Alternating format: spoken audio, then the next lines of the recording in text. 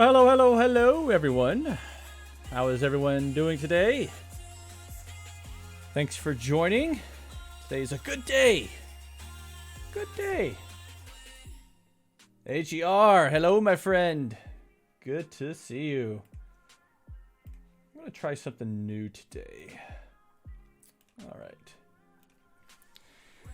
So, I don't know if you've been, oh, Mike seems distant. Let me pull it in a little closer. How's that? Is that better? Go Soldier. Good to see you. Thanks for joining. Let me know if my my mic needs to be adjusted. Now would be the time to do it because I'm going to be talking a lot in this stream. Not much better. Okay, let me look at my my settings here.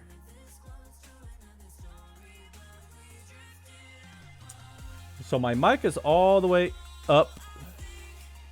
I could try to adjust the gain a tad. Let me try that.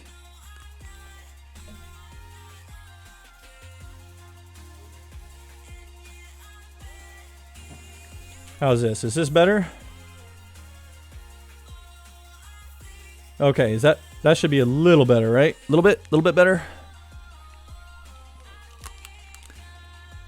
Okay, a bit better. I could adjust it a tad more. This is funny because the other day the mic was perfect, but I'll do it a little bit more.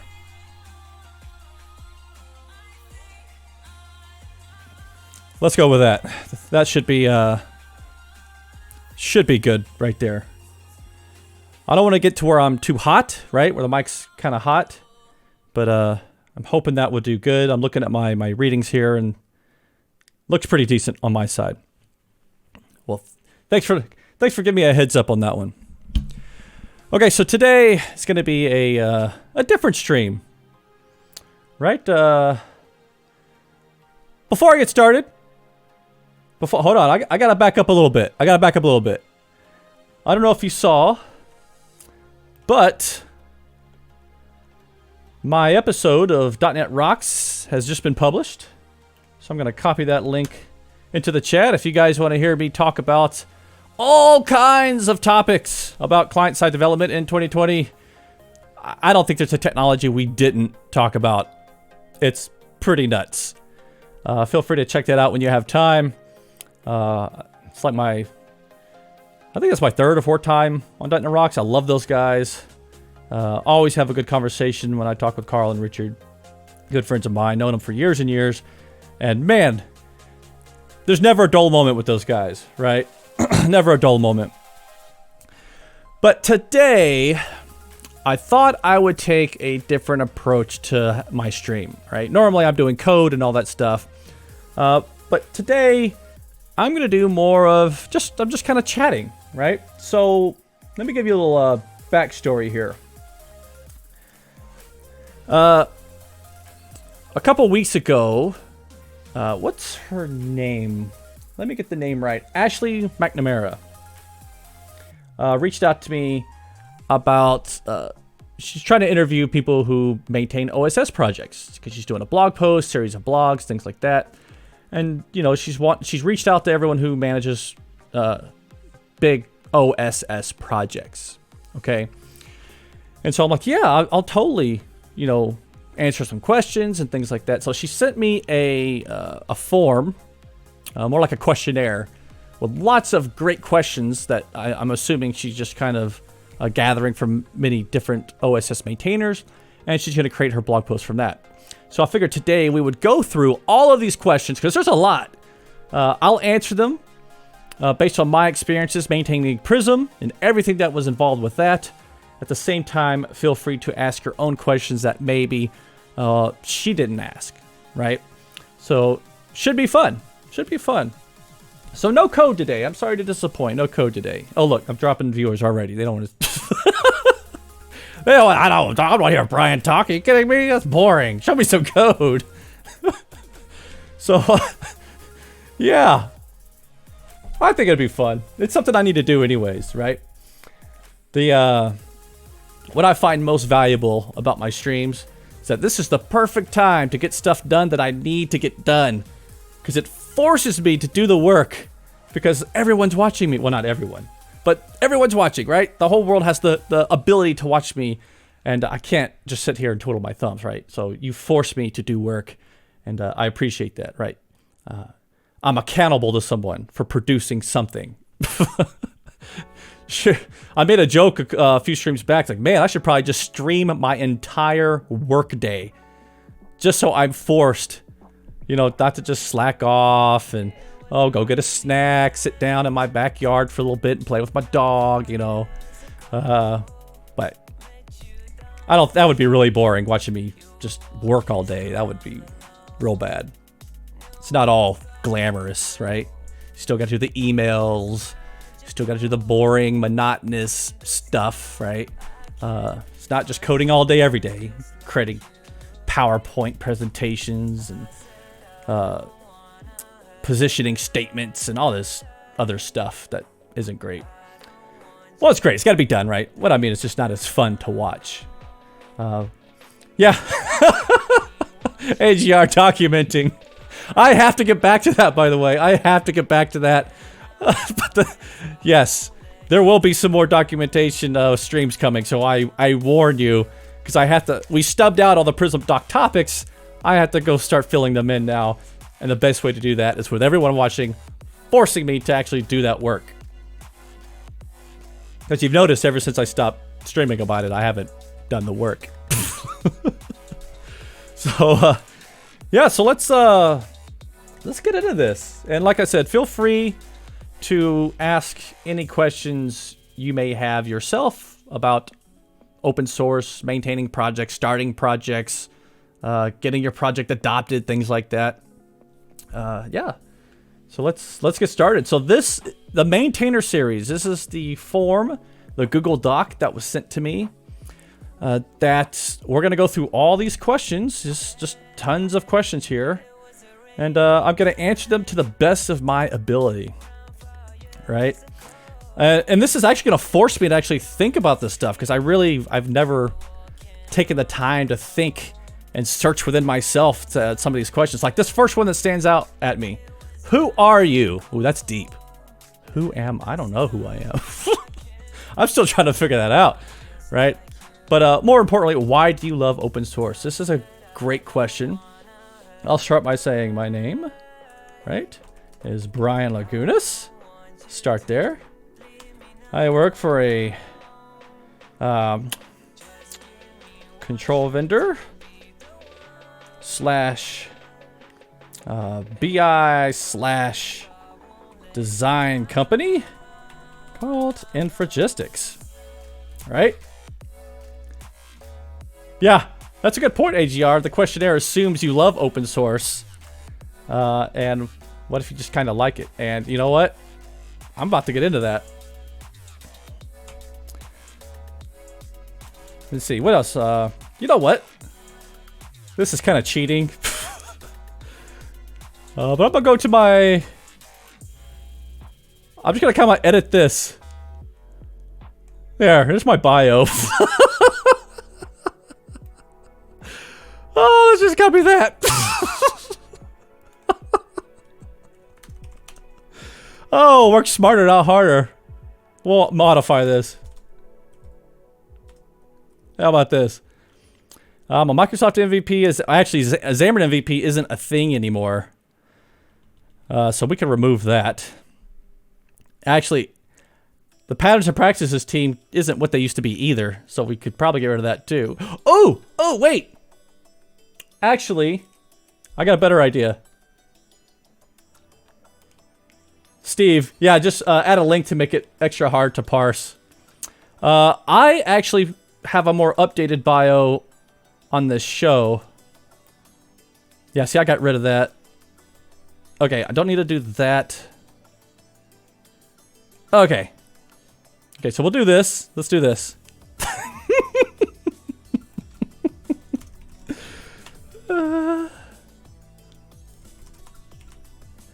And I am a Microsoft MVP, Patterns and Practices Champion, leader of the Boise.net user group, board member of Boise Code Camp, speaker, trainer, and Pluralsight author. Okay, I don't need this stuff. Don't need this stuff. AGR, yes.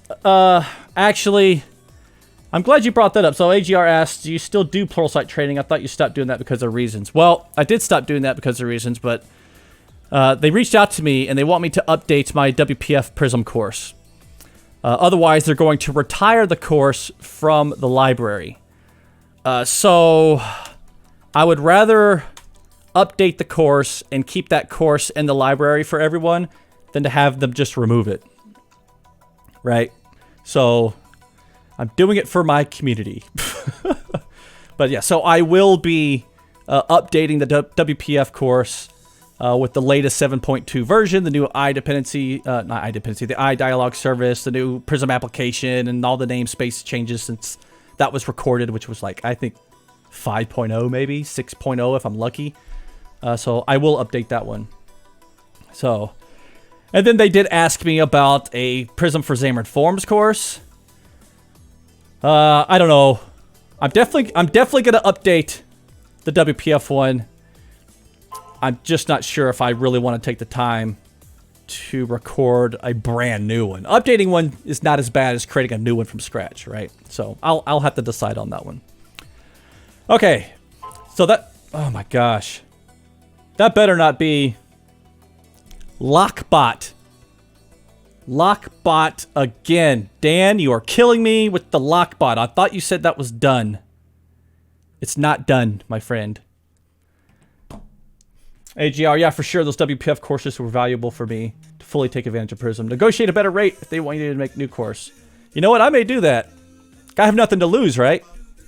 I mean, although, because they cut royalties by like 10% from the last time I recorded my course. 10%, that's a lot. Because you don't get that much anyways. That's a great point. I could say I want this much, and I don't care if I get it or not. I'm not losing anything if I don't do the course, right? But I will update the WPF one. Okay, so where am I at? Okay. Who are you, and why do you love open... You know, I don't know if I love open source. As, you know, AGR put it well. I don't know if I love open source. It's not something I love. I don't know how to put this. I don't love open source. You know, what I think is, I think sharing, you know, sharing your knowledge, right? Your knowledge and experience with others so they can learn and grow and, you know, help solve problems. I like to solve problems. I don't try to think of ideas of things to create. You know, I don't sit there and like, what's the next project I can create to try to gain some clout? No, the way I think, I have this problem. Here's a solution. I'm sure other people have this problem. I'm just gonna share it, right? So yeah, I don't love open source. It's not something I love to do. It's actually quite stressful. It can be at times, big time. The open source community is a very demanding community. But yeah, I don't love it. I do enjoy sharing though. I enjoy sharing my knowledge. I enjoy sharing the solutions to problems that I have found over time. Been doing this for, I don't know, 20 years, and so I have a lot of things I'd like to talk about and share, and that's what I like to do. I like to share. I like to talk. I like to pass on my knowledge to other people. Right? I don't want to be the ivory tower, right? So I think sharing your experiences. Whoops, if I can spell, just gonna have to like spell check this because I have never learned home row, right? So my daughter in school, she's learning home row and she's only 9, and she makes fun of me. You're not using home row. Like, nope, I use like these 3 fingers.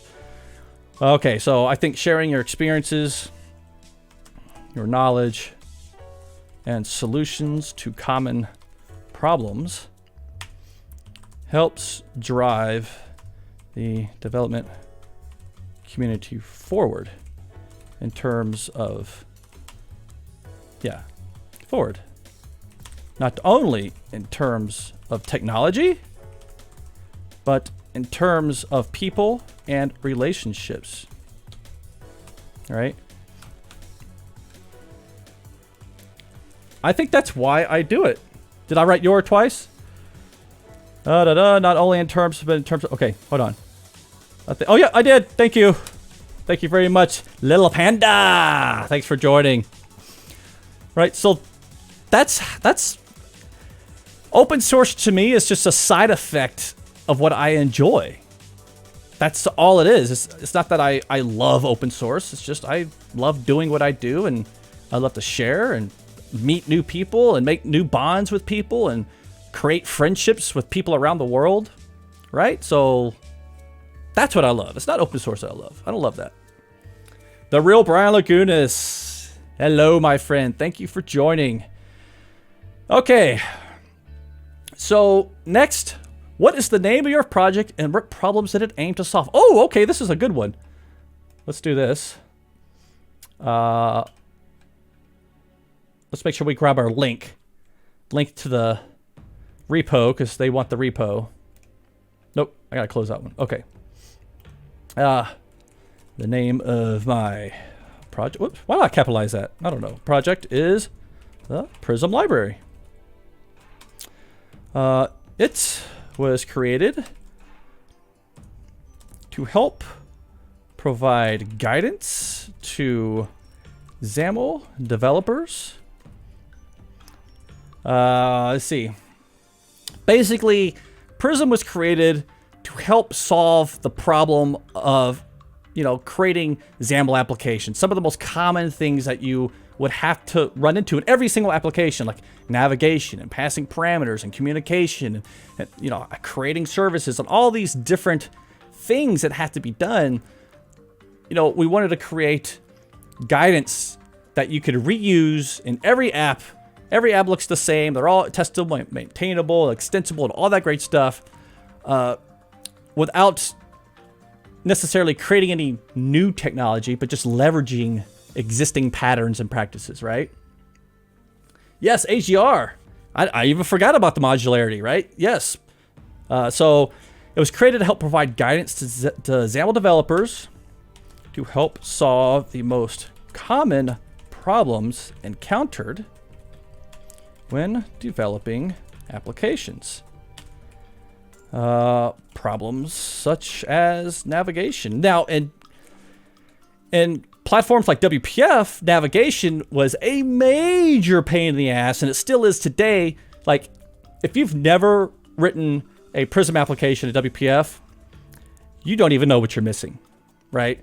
Because navigation in a bare bones WPF app blows. It sucks bad. You have to reinvent that wheel every single time. Navigation, like modularity, event aggregation, commanding. Another thing that a lot of people miss out on commanding is there's actually a couple types of commands, right? There's delegate command, but you also have composite command. And composite command is probably the most underutilized command that Prism provides because it's more like an aggregate command, if you will. You register your delegate commands with a parent composite command, and if you hit the composite command once, it invokes all the registered delegate commands with it. It's like a save all, if you will, right? Or a close all. It's really cool. Yeah, so navigation, modularity, not event aggregation, commanding, dependency injection, and more, right? Yes, Gold Soldier, there is a default navigation. It's called the frame. And in the frame, you throw in pages and you frame. It's ugly. It's really bad. I don't think I've ever seen. Actually, I have not. I've never seen a WPF application actually use frame navigation in the real world. Never seen it. I don't even know if it's used. AGR. Is it really any worse than Windows Forms in that regard? Yeah, I think it is because in Windows Forms, it is a little easier to create, your objects and assign them to certain areas of the screen. With WPF, you have to know the element that you're adding it to. Like, is it a grid? Well, it has children, stack panel, right? Uniform grid. Is it an items control? Is it a content presenter? Is it a content control? Like, you've got to know the host element in order to create your view and inject it into the right spot. So I would actually say that navigation in WinForms is easier, right? AGR. Oh, Go Soldier. There's... Oh, yeah, already talked about that one. AGR, like the composite command, but ran into limitations with the all or nothing. Ah, see, that's not it. Man, I need to do a stream on composite command. Composite command is not all or nothing. One example is, did you know that with composite command, you can actually listen for the active command? So think a tab control, right? Think you have a tab control with lots of different instances of views open. And you have a composite command that you only want to save the active tab. You're going to ignore all the other ones. Well, you can actually have the composite command listen for I active aware, right? And so you set your command as the active command. And when you hit the command button, the composite command, it will only invoke on the active command, right? Other approaches is you just add logic in your execute method. Like, should I even execute on? So when you execute all of them, you just have logic that determines, oh, should this be saved or not, right? So there's lots of techniques. It's not all or nothing, right? Oh, and a link to our project. Here we go. Okay, where did the name and logo for your package come from? Well, actually, the name of, name of Prism actually came from Microsoft. Now, this was a long time ago, and I'm trying to remember. I want to say Glenn Block had a lot to do with the name. This happened just before I joined the team, right when Prism was kind of first created, before I joined the board, the Patterns and Practices board of advisors. This was already done. So, but I want to, if I remember correctly, man, I wish Carl Shiflett was on this stream right now. He would know. I think Glenn Block came up with that name. I think. But I'll just say the name of Prism actually came from Microsoft. What AGR? I have vague memories of an old WinForms application that was a pain in the ass. Switching views felt easier to me in WPF. You know what? Possibly. It's been so long since I've done WinForms. I could be completely wrong. I just remember it being easy for me in WinForm days. Maybe I'm confusing that with Silverlight.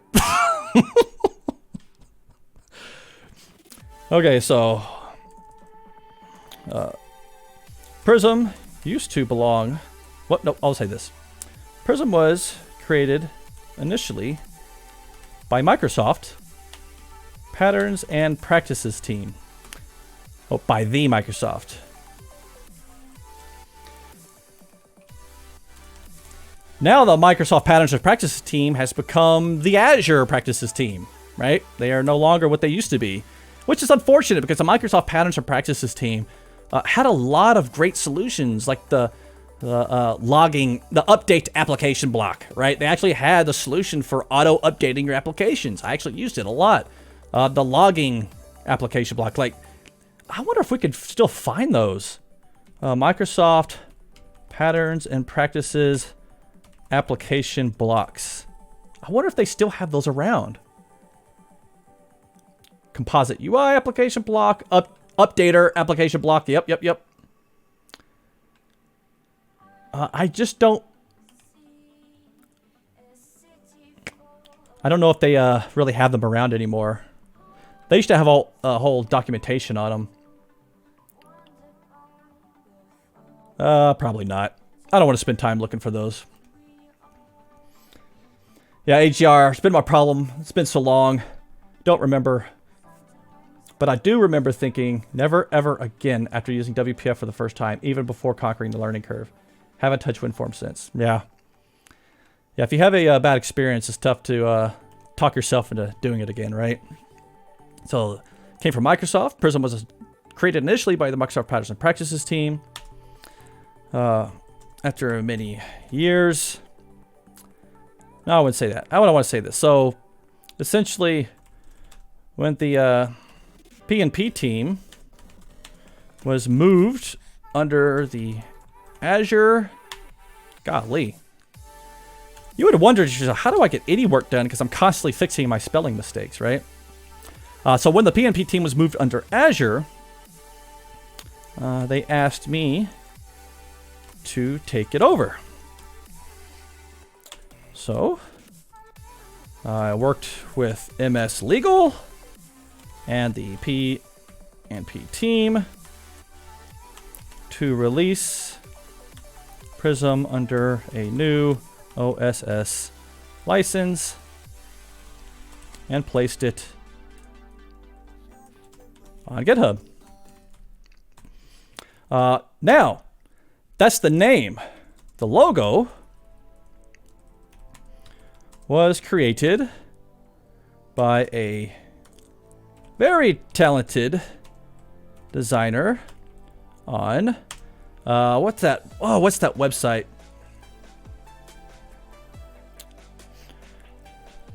Oh, 5R? No, Fiverr? I think it's Fiverr. Little Panda, what does OSS mean? Never heard of it. It stands for Open Source Software. So essentially, GitHub. Basically, any project on GitHub is open source. Doesn't mean it's open license. There's a difference. Open source does not mean open license. However, open source just means open source software, OSS, right? And there's different licenses that go with that. The most common in our space is like the MIT, which means you can take this code and do whatever you want. But there's other licenses, Apache, the GPL, there's a Microsoft license, there's custom licenses. Like, it gets complicated when you start getting into licensing. So yeah, the logo was created by a very talented designer on 5R. That was paid for by the .NET Foundation. Because that was expensive. It was like 150 bucks or something like that. Like, holy crap. I didn't have that money for a logo. Okay. Okay, What made you want to become a maintainer or start your own project? Yes, AGR, artists are expensive. And they're worth it. I mean, I can't do this stuff. And I'm a firm believer in paying people for their experience and for their talent. And I will gladly pay an artist to create content for me. Because there's no way I can create it as good as they can.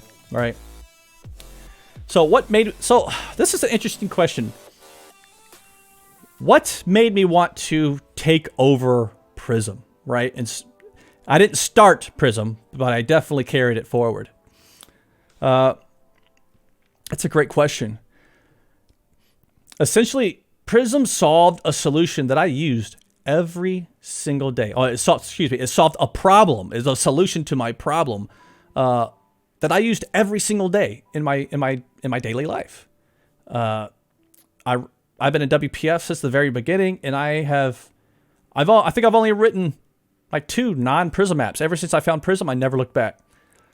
And that, I wanted to make improvements over time, so I joined the board, the advisory board, and that just one thing led to another.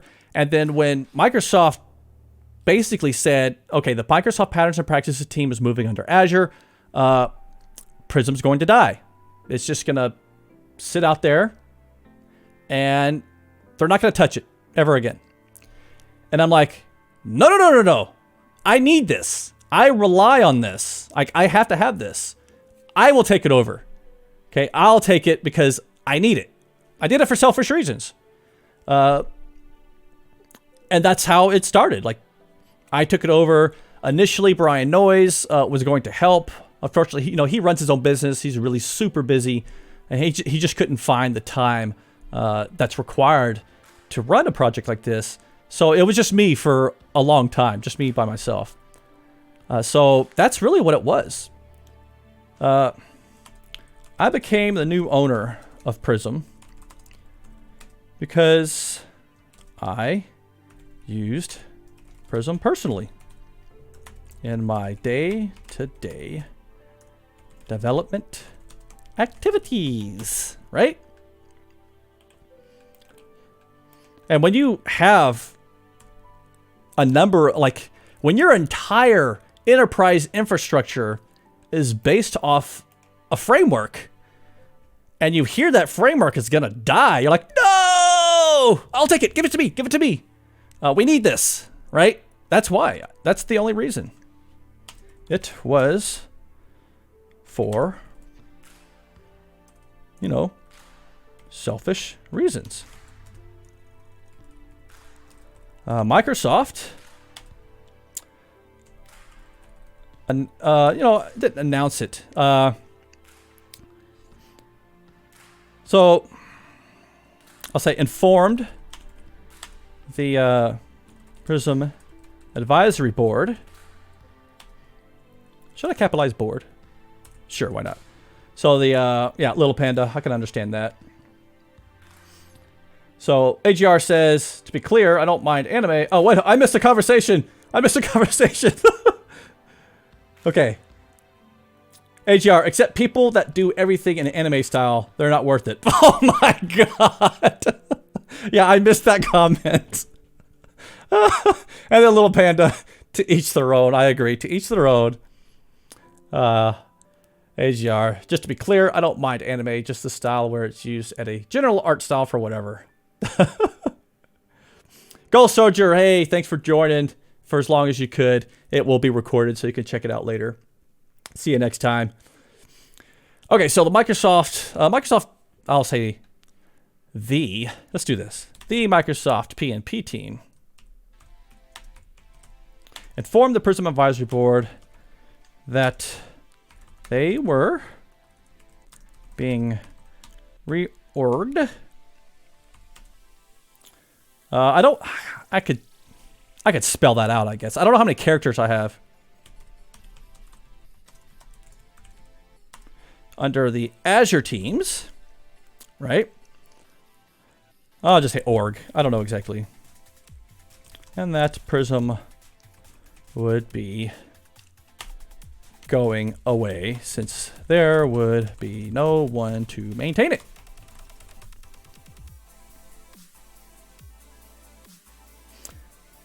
So yeah, actually, let me back this up. I could probably put this a little better. So I could talk better than I can write, that's for sure. Okay, so the Microsoft PNP team informed the Prism Advisory Board that they were being reorganized under the Azure org, and that Prism would be going away, and there'd be no one to maintain it. I became the new owner of Prism because I use Prism personally in my day-to-day development activities. It was for selfish reasons. I could not... Yeah, I relied on Prism for the main infrastructure of my enterprise. There we go. So let me put this at the very end. I'll end with, it was for selfish reasons. What? Oh my goodness, Mr. Jeff Fritz is raiding me today. Oh, I gotta stop here because every time he raids, I can't get anything done. I'm talking emojis and notifications. It just craziness occurs. He brings the party. Jeff, my friend, I hope you are doing well. I saw that you made it home from the train the other night. I'm so glad you made it home safely, although it was probably pretty late. You looked pretty tired on that train, I'm just saying. Looked like a long day.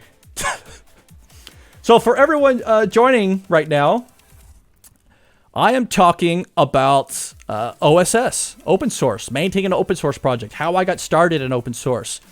You know, kind of the story of Prism, how it became what it is today. And it's I'm filling out a survey for someone doing, you know, an article on this. And so this is the story of Prism and open source and all the things I have to go through, right? All right. Let's keep going, shall we? Harry Katame. Thank you for the follow. I appreciate you. Kamal, thank you very much for the follow. Much appreciated. Okay, so where was I? Oh, yeah. So, yeah, I basically became the owner and maintainer of Prism for selfish reasons. I couldn't let it die. Like, I couldn't let it die. I needed it.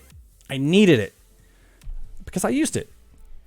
And so that's how I became the owner. I raised my hand and said, don't let it die, Microsoft. Give it to me. And I will at least maintain it so I could keep using it, right? Okay.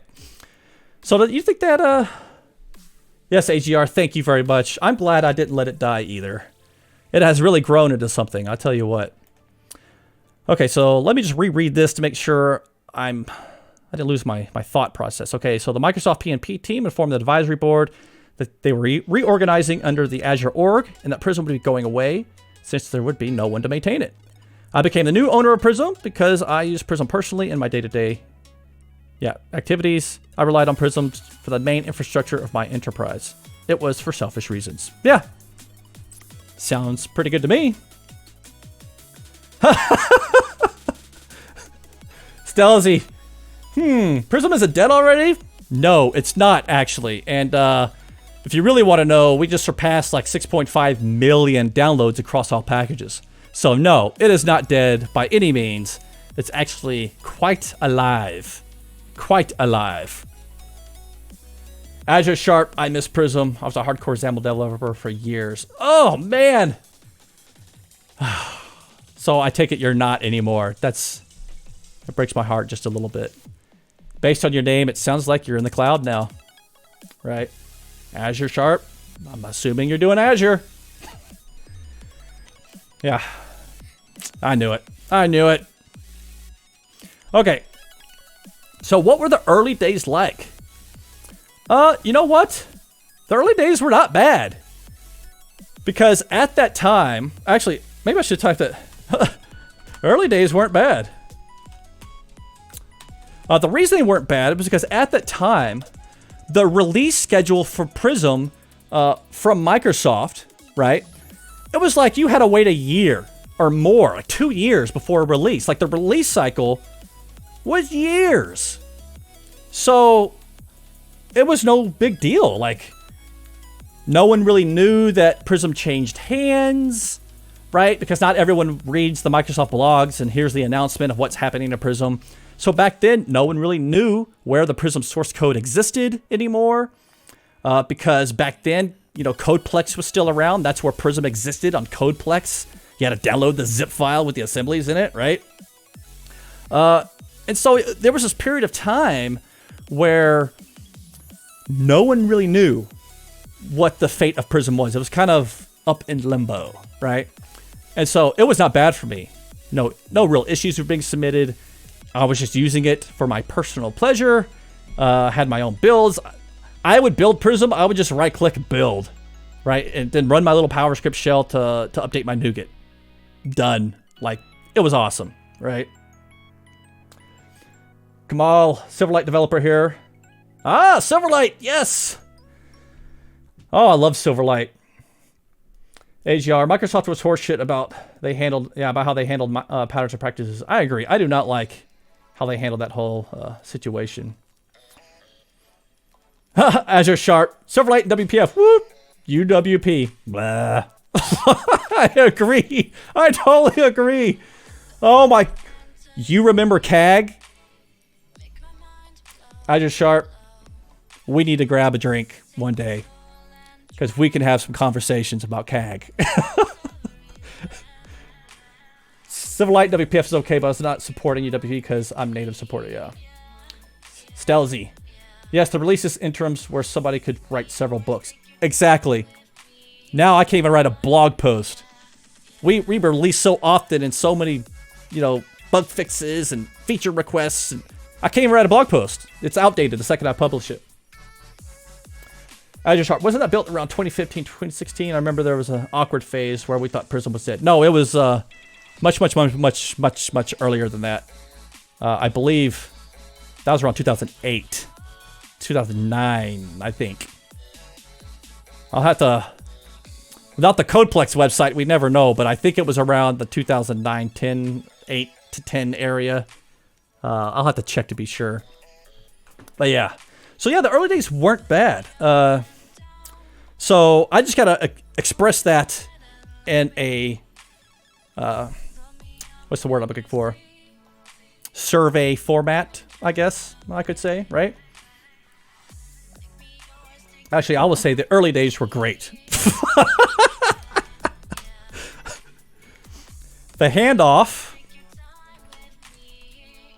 of Prism from PNP to me was widely unknown. Although, golly, I cannot type. Although the Prism source code now lived on GitHub, not many people knew what happened to Prism. So there was a period of, I don't want to say silence, but there was a period of, low involvement, right? From the community. This allowed me to focus only on what I cared about. It's true. It's true. Right? When you only have to worry about your features and your bugs and what you find in your development, that's all you focus on. No one's submitting issues, no one's submitting bugs, no one's submitting feature requests, so you don't have to worry about it. It was just me. Just one guy, right? Stelzy, well, unless we get to JavaScript support cycles, and I'm happy with the release cadence of C#.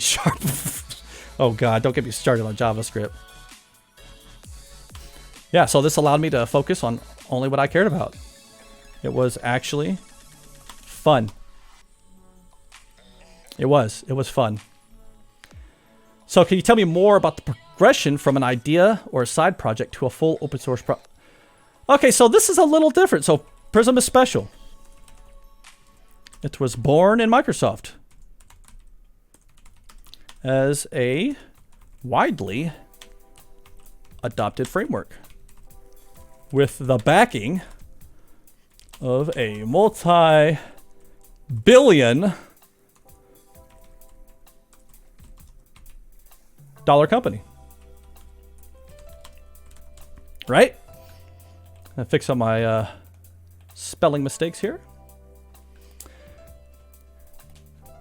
And so when that company decided it didn't have the resources to keep Prism going, multi-billion-dollar Microsoft can't afford a small team of like 2 people, 3 people to keep Prism going. Yeah, they gave it to me.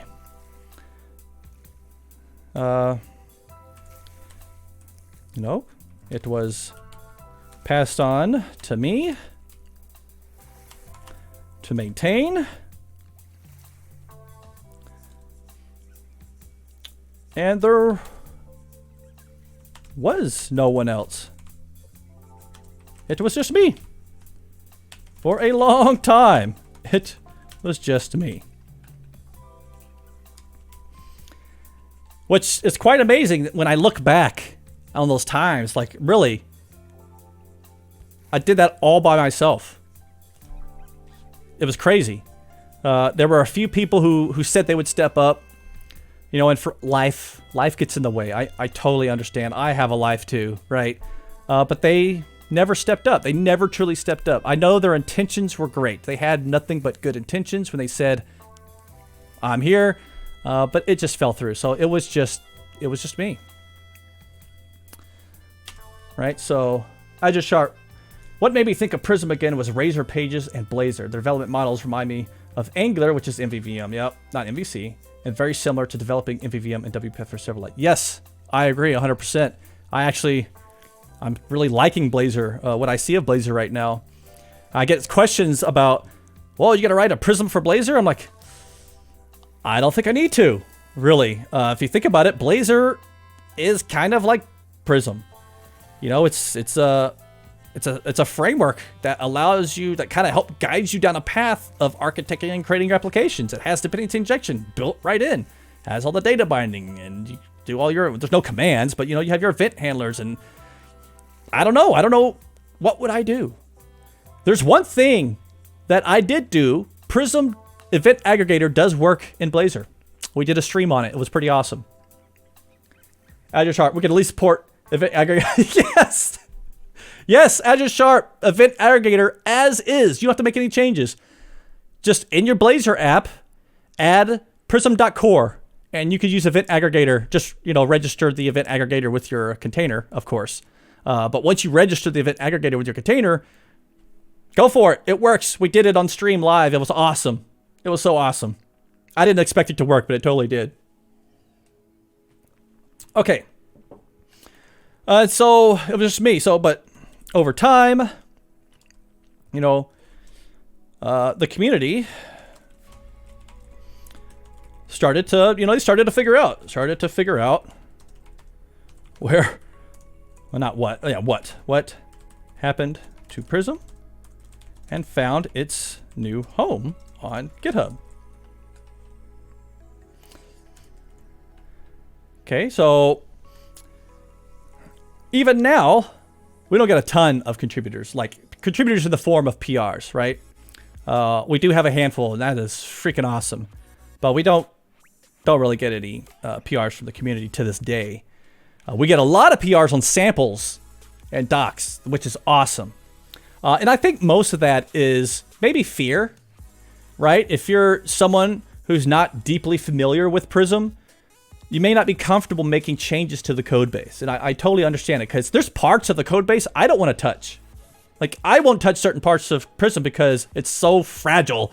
If you touch that, you'll break all the unit tests. You're like, nope, not touching that. Sorry, right? There's always that part of the code, especially since I didn't write it, and I don't know what the intention of something was. I'm very hesitant to touch certain areas of the Prism code base. So I totally get why someone wouldn't want to submit a PR on the actual Prism code base itself. Okay, so yeah, over time, the community started to figure out what happened to Prism and found its new home on GitHub. It was really just a matter of time.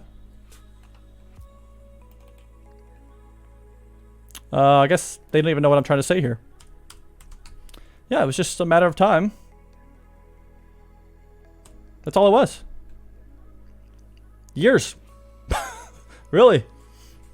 Hey, GR, someday I'll have to put time in OSS. You know what? Only if you get something out of it, or you're supporting something you benefit from. Don't do OSS just because, right? Like, have a plan. Like, have a goal with your time. You have limited time in this life. Spend it on what you enjoy. Don't do it just to do it, right? People are like, oh, I want to be a Microsoft MVP. I'm going to do open source. No, that's not how this works, right? Do what you enjoy. So if you use a project, great. You use it, you benefit from it, contribute back, right? You have a problem that you've solved that you want to share with the rest of the world. Great. Open source it. Go for it. But just don't do it to do it, right? Make sure you have a goal in mind. How much time do you... Oh my gosh. This is a loaded freaking question. Oh my God. I can't even calculate that. I spend so much time on it. I would say 25/8, Steve. It's quite an undertaking. Azure Sharp, the best way to get started in OSS is to try and fix something that bugs you. Exactly. Just submitted a PR to the C# extension for VS Code to add a setting to stop asking me to add build assets. Hey, that's exactly what it is. Something bugs you, fix it, right? But yeah, man. This is really hard to quantify.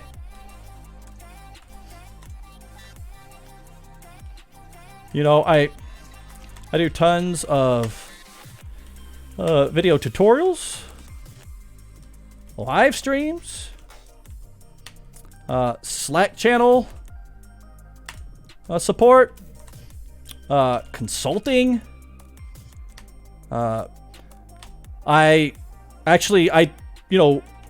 work on Prism for my day job, actually, because believe it or not, our biggest customers at Infragistics, they actually use Prism. Like, we're talking some of the biggest companies in the world. You're talking like the top 10.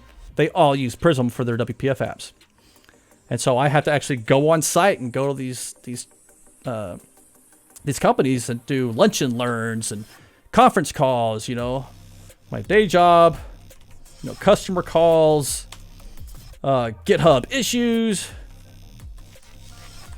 you know, YouTube comment replies, Twitter, you know, what else? Oh, my own blog. So blogs. Geez, I feel like I'm leaving something out. Oh, besides my Pluralsight courses. And then, of course, bug fixing and feature implementations. It's a second full-time job that I work on along with my normal full-time job. Nights, weekends, holidays, right? Does it matter? I'm always working. I'll be on my phone. Like, it's just crazy. It's crazy how much time. Detonated! Hello! 25-8. That's what I'm gonna put. Oh, misspelled that. Implementations. That's gonna be capitalized. Yeah, I feel like I'm forgetting something. Customer calls, GitHub issues, YouTube comments, Twitter, blogs, Pluralsight courses. Yeah, I don't know. I'm sure I'm forgetting something. I always forget something. And this is on top of, you know, Boise Code Camp. I'm on board for Boise Code Camp. I run my .NET user group here in Boise. We meet the third Thursday of every month. And yeah, it's a lot, isn't it? Damn. How am I still married? No, my wife has another boyfriend on the side. She never sees me. It's probably when my kids come home and they see me like, who are you? They don't even recognize me. Oh, you know what? Besides all this, actually, Pluralsight courses, event presentations, right? I mean, I travel and I present a lot. Oh my, wait, yeah, live streams. Live streams. I was like Twitch live streams. There we go. Thanks, Taz. So how do you manage the workload? I just find a way. There's nothing specific that I do. You know, whenever I have a moment, I work on it. Those moments just add up. That's it. I don't do anything specific. I just do it. I don't know how to express that. I don't schedule things. I don't put anything on my calendar. none of that stuff. It's just, you know, I'll be eating at my desk, working on Prism during my lunch hour, right? Like, oh, okay, I can knock this out, right? Detonated, what's that form all about? Oh, I'm glad you asked. So this form is from Ashley McNamara. She's doing a series on open source projects and their maintainers, right?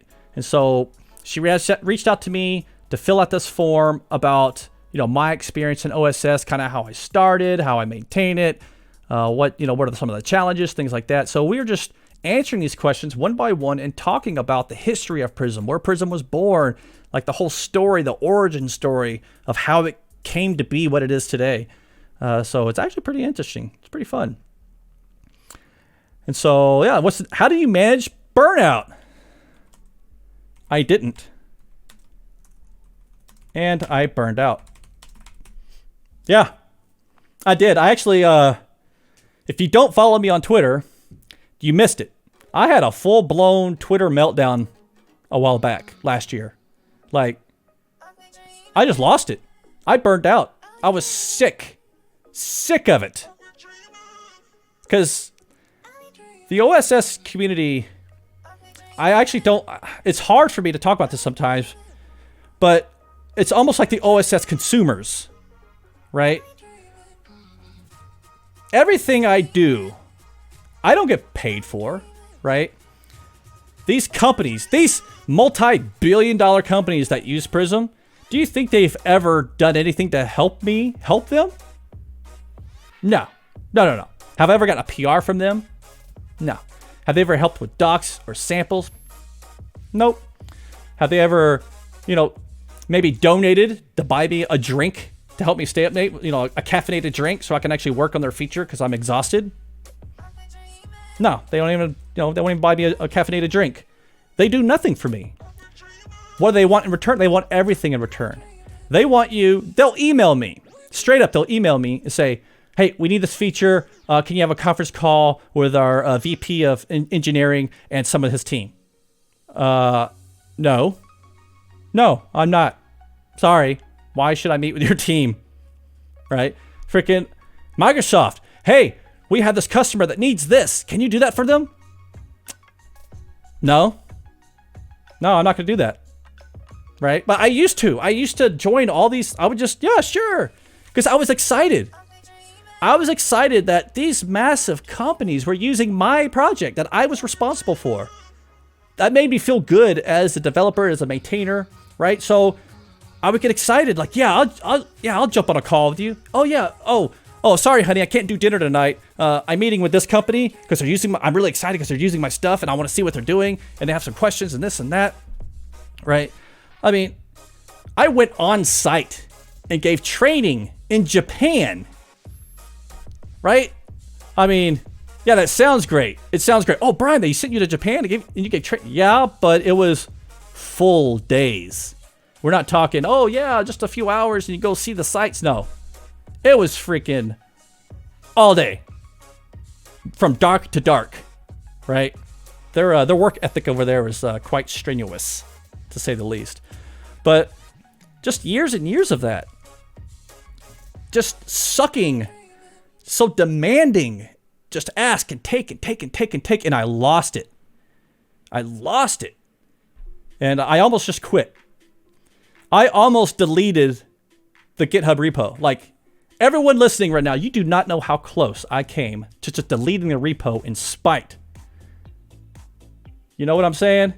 Like, just to show everyone who just takes and complains and calls you names and just degrades you because you're not doing what they want the way you want it. I almost just deleted the freaking repo. I was so burned out. I was just sharp. And another lifetime, I did some free work for big clients in the hope of generating renown and more work, right? Yeah.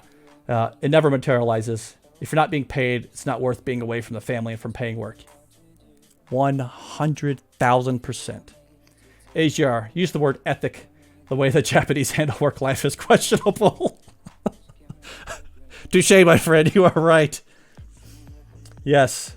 No is a full sentence. Stelzy, one of the best things is to be able to just say no to people. Yes, but you know what? This was my first OSS project. And I didn't learn that yet. I didn't know how to say no. And I didn't learn how to say that until after my burnout. When I burned out, when I was just about to give up. And then, of course, Dan Siegel, he helps me on Prism now. He helps on the xamarin.forms side of things. I'm so glad he joined my team a couple years back. But yeah, I mean, he helped me a lot. He doesn't know it. He probably won't see this recording, but he's helped me a ton, not only on the project, but he helped calm my soul. You know what I'm saying? Like, he's helped me just step back, calm down, don't delete everything, Brian. Please don't delete everything. You know what I'm saying? So no, he's a good friend. I really consider him a very good friend. And if it wasn't for him, I'd probably be out of here and Prism would not exist because I would have deleted the damn thing. But yeah, so I did burn out. Azure Sharp, this video changed the way I looked at free work. And he shared the video. Ooh, I'm going to bookmark this. Oh, wait, I can't. I'll show it, right here. 38 minutes long, so I'll have to watch it later. F you, pay me. Ooh. Yes. Thank you for sharing. I'm going to watch that. Yeah, so if it wasn't for a great team member, Prism would probably... No, I don't want to scare everybody. I don't want to scare everybody. I'll just say I had to take a long break to gather myself and reevaluate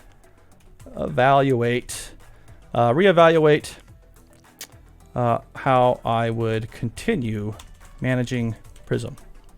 Whoops. Right. So yeah, I did. I burned out. Where are contributions needed most? Docs and samples. But really, docs more than anything. The great thing about docs is that you don't have to be an expert in the code base to create them. Anyone with experience with the project can help. Yeah, it's awesome. What advice do we have for other open source projects and maintainers? Oh, this is the good one. Learn to say no early in the project. It took me way too many years to learn how to say that. And now it's so easy for me to say no. It's ask Dan. Like now it's like pulling teeth to try to get me to add anything. Like, yeah. I am a stickler now. Like, nope.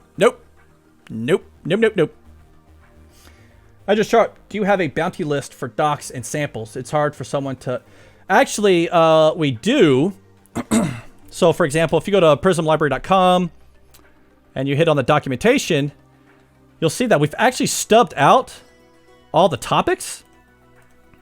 We just haven't gotten around to writing them yet. Right, but all the topics are there. Here's all the legacy docs. Right, so we have some old docs that are legacy, but we need to rewrite them. And then the xamarin.forms ones are a little better.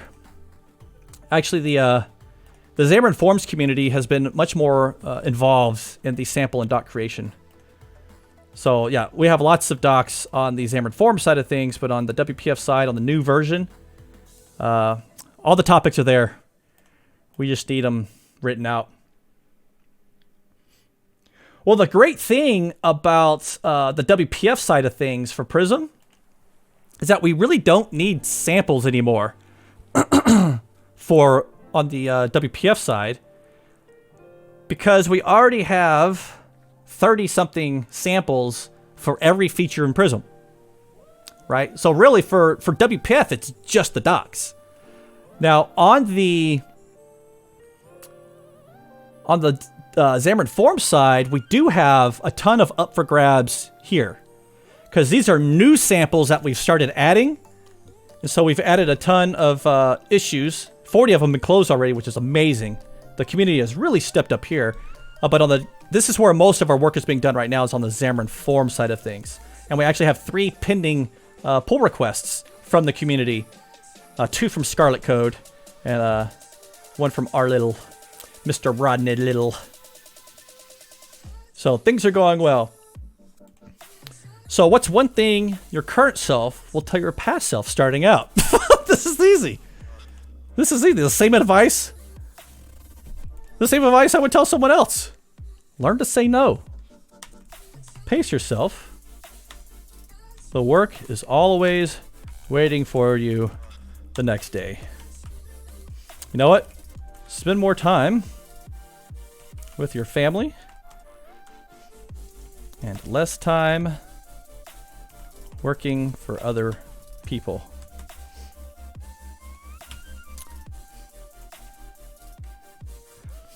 Okay. Have you grown your project? Oh my God, yes.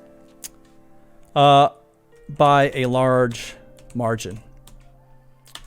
As of today, Prism has over 8.5 million downloads across all NuGet packages. So this is an accumulation. It's hard to get specific downloads, and keep in mind, we don't even have the count from the Codeplex downloads, because remember in Codeplex days, you actually would download the zip file or the assemblies from Codeplex, and you would get a download count. So I don't even know what those numbers were. This is only off NuGet downloads. So it's pretty crazy. AGR. I've heard it said best once. You look back at your life and say, I wish I spent more time with my family, but you'll never look back and say, I wish I spent sport time at work. Yes. That's very wise, actually. AGR, thanks for sharing that. That's a great point. You will never look back and say, man, I wish I worked more. No. Yes, Stelzy, Codeplex, the dark ages of coding. Oh, yeah, big time. So yeah, by a large margin, today, Prism has over 8.5 million downloads across all NuGet packages, which is nuts. It's craziness. A big reason for this is we've added, xamarin.forms support. So we added a whole new target platform to program with. So, I mean, just xamarin.forms alone has over 1 million. I think we're approaching hold on, let's look. For just xamarin.forms. Let's go look. I'm curious now. Where's my NuGet packages? Prism.forms.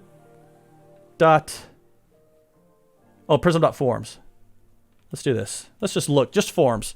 Oh, just under 1 million for forms. Just under 1 million. Oh, just almost there.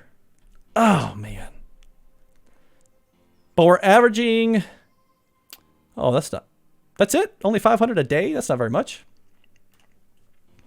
But we're just under 1 million for xamarin.forms.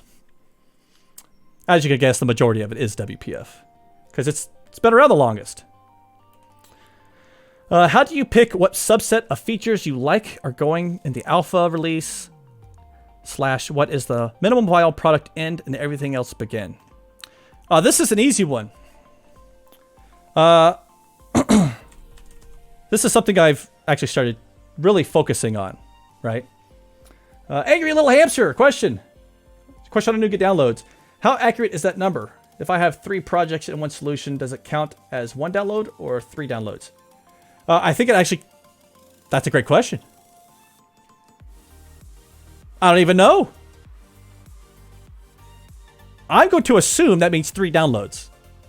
That's what I'm going to assume. I'm going to assume... Yeah, Steve, I'm with you. I think it's 3. I think it's a download per project is what it's going to count as. Right? Okay, let's see. So I was like, oh yeah. So how do you pick a subset? So it's my burnout. No, I'm not going to say that. I'm not going to say that. I'm going to bring that out. Steve, looking at Azure Artifacts counter, every download counts. I bet NuGet counts the same. You're probably right. I would agree with that statement. So, how do you pick what subset? Honestly, I don't try to run this as a professional project anymore. Right? I don't try to have times because it's all in my free time. Right? It's all in my free time. So I'm not going to try and push myself to meet some arbitrary date that I set for myself. No, I'm not going to do that. I'm going to release when I feel there's enough to release. That's it, right? And your little hamster, 8.5 million is great either way. Congrats. Thank you very much, my friend. I really appreciate that. And detonated, that is an amazing number. Keep up the good job. Thank you, my friend. I appreciate it. Aren't downloaded NuGet packages cached in somewhere like app data? Yes, they are now. They used to not be, but they are now. So are you suggesting that possibly when you download, it comes from the cache, it doesn't count as a download on the website? That's a great question. Since I'm an MVP, I have access to these people. I'm going to ask them. Let me write that down. Actually, it'd be easier if I just take a screenshot. Right, let me take a screenshot of that question. That is a great question.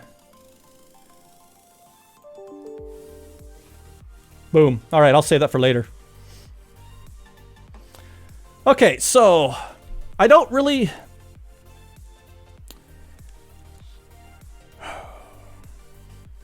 This is... I do it by gut, I guess. Right? I mean... It's like an instinct. I just use my instinct. I don't set dates for releases. I don't try and publish. No, I don't. No, I don't. I didn't even say try. I don't publish backlogs or roadmaps. Oh, I misspelled that. Right? I do this in my free time. I use my instinct to determine if I should release something. No. If the number of completed issues / features should constitute a release. Oh man, I cannot spell. Okay. Oh, the mantra. When it is ready, it is ready. Correct. Exactly. Oh, I'm gonna use that. Essentially, as my good friend Stelzy79 said, when it is ready, it is ready. Boom. You might make this blog post series, Stelzy, just so you know. Do I have permission? Do I have permission? Because you might actually show up in this article. Detonated. Unfortunately, I won't be able to watch all of the stream today as I have to go. Have a good day, Brian. Thanks for the stream. Thank you, Detonated, for joining. It's great to see you again, my friend. And I will see you next time. So what's the hardest part about picking a license for your project? Well, it wasn't hard for me. When Microsoft lawyers open sourced Prism, whoops, they made it MIT. No, that's not true. That's not true. It actually, okay, so first, I'm remembering now. First, when the lawyers open source Prism, it wasn't MIT. It was it GPL or something like that? GPL2? I'm trying to remember. What happened was we joined the Microsoft .NET Foundation. So, yeah, when I joined the .NET, actually, I can't say Microsoft .NET Foundation, even though, come on, but it's the .NET Foundation. The .NET Foundation, MIT was the way to go. Okay. How do we make sure this project is sustainable, successful, and useful for a long haul? So yeah, OSS is for the community, right? So the community needs to step up and take ownership of what's important to them. Docs, samples, videos, bugs, features, etc. Right? Stelzy79. Wasn't MS in the early days used the open source license when you're only allowed to look at it and have to forget it immediately after? I don't remember. I don't remember. And I'm having a hard time remembering the license that Prism had initially. You know, I could probably open up. No, I'd have to look back in the history. I'm saying I could open up the history for Prism and Git and scroll all the way down to the very, very, but that's years and years and years. So I probably don't want to do that. Might be kind of hard to find. No, if the community cannot help with their time and efforts, you know, a monetary,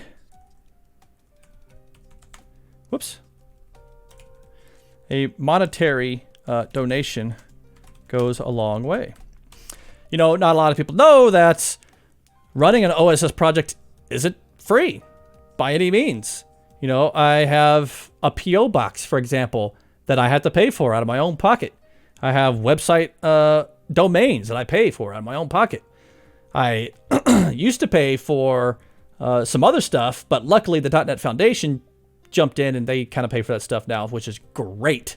But yeah, that goes a long way. $1 a month. Like, you know, so for example, what I was really excited that GitHub came out with the whole sponsors thing, right? And so, you know, I created a couple tiers here for stuff that I had to pay for. Okay, the first ones are just kind of crazy, right? It's like, okay, $1. Really, $1 goes a long way. Just imagine if I had $1 for every download of Prism, huh? 8.5 million, baby. You know, I get thirsty. I don't have any money. I gotta drink water. I can't afford a drink. All right. Lunch ago. I work from home. Lunch for me is cheap. You know, I would love to eat out. I'm tired of having sandwiches every day, honestly. I would love to have something else. Like, I don't know, a cheeseburger, pizza, Olive Garden.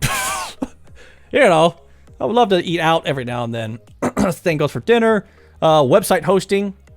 This is something I use. I use something called WP Engine. They're $35 a month. They're expensive, but they're freaking awesome. But yeah, I host my entire website on it. If you've never been to my website, right? Got all my videos and all my Twitch archives on there. And oh, actually, I have embedded my live stream on here, so you can see me live stream. Little Inception right here, right? My videos, my articles, blah, blah, blah. But yeah, that all costs money.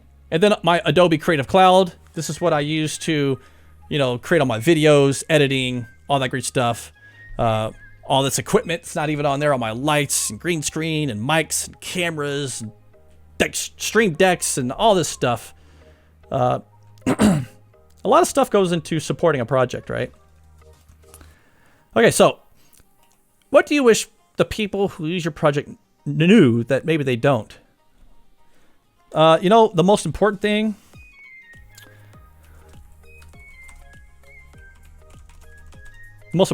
I want everyone to know is just how much time we sacrifice to help maintain and move these projects forward. I love this. Actually, not even maintain, support, and move the projects forward. AGR, I'd never help anyone support Adobe CC. Well, I tried using Camtasia. Because I get it for free as an MVP, but it just doesn't do what I needed to do. I tried. It just doesn't work.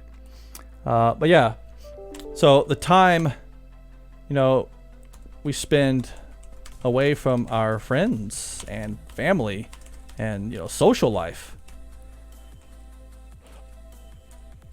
It's crazy. Is 1000% underestimated. Most people that consume OS probably never consider this as they ask for new features or bug fixes or documentation, or videos, or help via email, forums, Slack, right, etc., they never think about it. It's a very selfish mindset. I think OSS, unfortunately, there's some great things about OSS, and I think the intention of OSS is great. I think the consumptions or the consumers of OSS have been trained to have a very selfish mindset. I think last year, Dan and I had to block someone on GitHub and Twitter. Literally, we've never blocked anyone. We try, no matter how irritated people get and call us names and how demanding they are. We've never blocked anyone, but we had to actually block somebody because they were just being not a nice person, right? Just demanding and just the name calling, and yeah, it wasn't pretty. So we actually had to block somebody. Never had to do that. But he's still the only person we've ever done that to, and he may or may not have contributed to me wanting to walk away. But yeah. So yeah, that's. I mean, a lot goes into it. What are the biggest obstacles you have had to overcome? Selfish, yeah. Selfish and demanding nature of OSS consumers. Now, what's really sad about this, and I'm fully aware of this, not everyone is like this, right? I know I interact with a lot of great people, and when they do ask for stuff, they're not pricks about it, right? They're not super demanding. They do understand. But what's unfair to those who aren't selfish, and they would totally help if they were more knowledgeable or had the time or had the means, right? They would totally help if they could. But unfortunately, what was that? Real ABC, thank you for the follow. Top Fuel, I see you follow. Thank you very much. But unfortunately, the greasy wheel gets the oil or whatever it is. The squeaky wheel gets the grease, something like that. Essentially what I'm trying to say is the people who are the loudest, most annoying, most demanding, most selfish, they're the ones who suck the joy out of it. And for some reason, I don't know, it affects you more. You know what I'm saying? Like, the negative affects you more than the positive. And I probably didn't give enough credit to the community during my burnout phase. So when I did burnout, when I burned out and I was going to walk away, yes, Dan was there. He helped me out. He talked me down off the cliff. But to be fair, so did the community.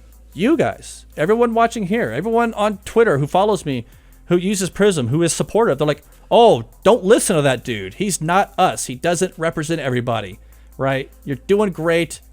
They're like, take time off. We don't care. Like, take a break, man. You need it. You work too hard. Just take it. We don't care. We'll be here. That is what really helps. Just a thank you. Like, and I don't know why I let the negative people get so under my skin. Right? I don't know why I did that, but I don't do that anymore. I don't do it. You know what? That's another thing I should add up here. What advice? Learn to say no, right? Early in the project. And don't engage with haters. Don't even engage. Don't even reply. Right?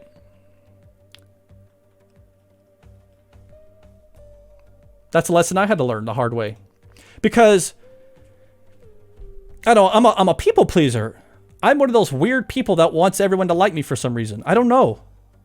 And so if you don't like me, I'm like, oh man, what'd I do? Am I a prick? Like, crap. I'm like Michael on The Office. Right? Well, not like Michael, but he wants everyone to like him, and he goes out of his way in his awkward personality approaches to try to, relate to everyone, but he just screws it all up because he's Michael. But I'm kind of the same way. Like, but I'm over that now. I have stopped giving people power over my emotions, especially people I've never met. I've never met these people. I have no connection with them whatsoever. And so once that clicked in my head, I'm like, I got it. I'm good. I learned to say no, and I don't engage with the negative people that just don't have anything nice to say because they're not. They may be nice people when they're not behind a keyboard, but the moment they get behind a keyboard, they're maybe not a nice person. I don't know. But yeah, I just don't engage with them, and my life has been so much better. Like, so much better. Yeah, so that's my biggest obstacle I had to overcome, the selfish, demanding nature of OSS consumers. You know, I will say, what am I going to say here? Although they make up a small, I'm going to say a very small percentage, actually. They're just loud. That's why they seem like there's more of them, but it's really not. Although they make up a very small percentage of OSS, their voices, they're negative. Voices and messages of, what's the word I'm looking for? I'll just say negativity. That's what it is. I just want to stick with negativity.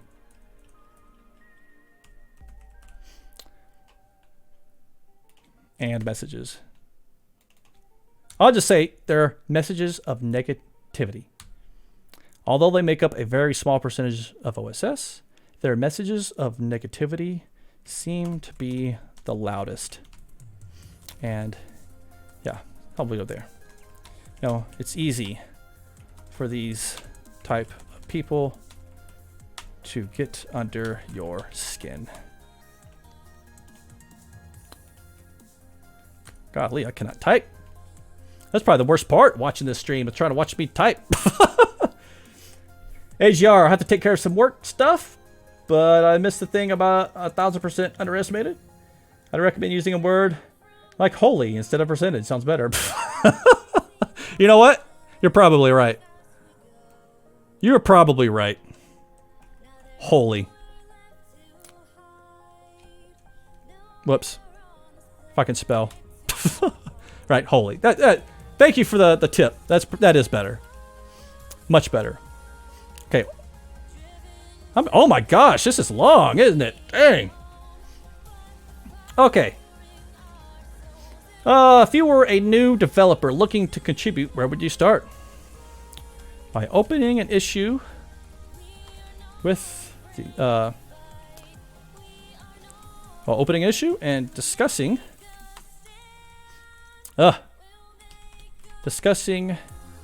your goals. You know what? I'm not gonna say issue because not every project is on GitHub. I don't want to make that assumption. I don't want to make that assumption. By opening a dialogue with the project maintainer.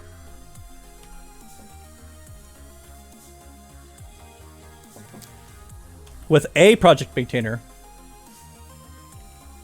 that you are passionate about. Oh no, you know what? That I'll say that you benefit from.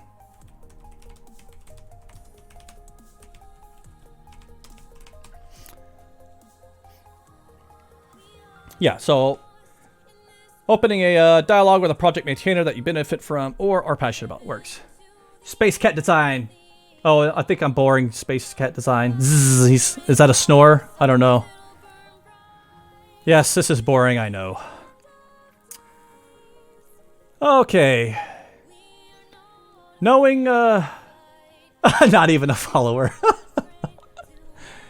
Like I said, you can't please everybody, right?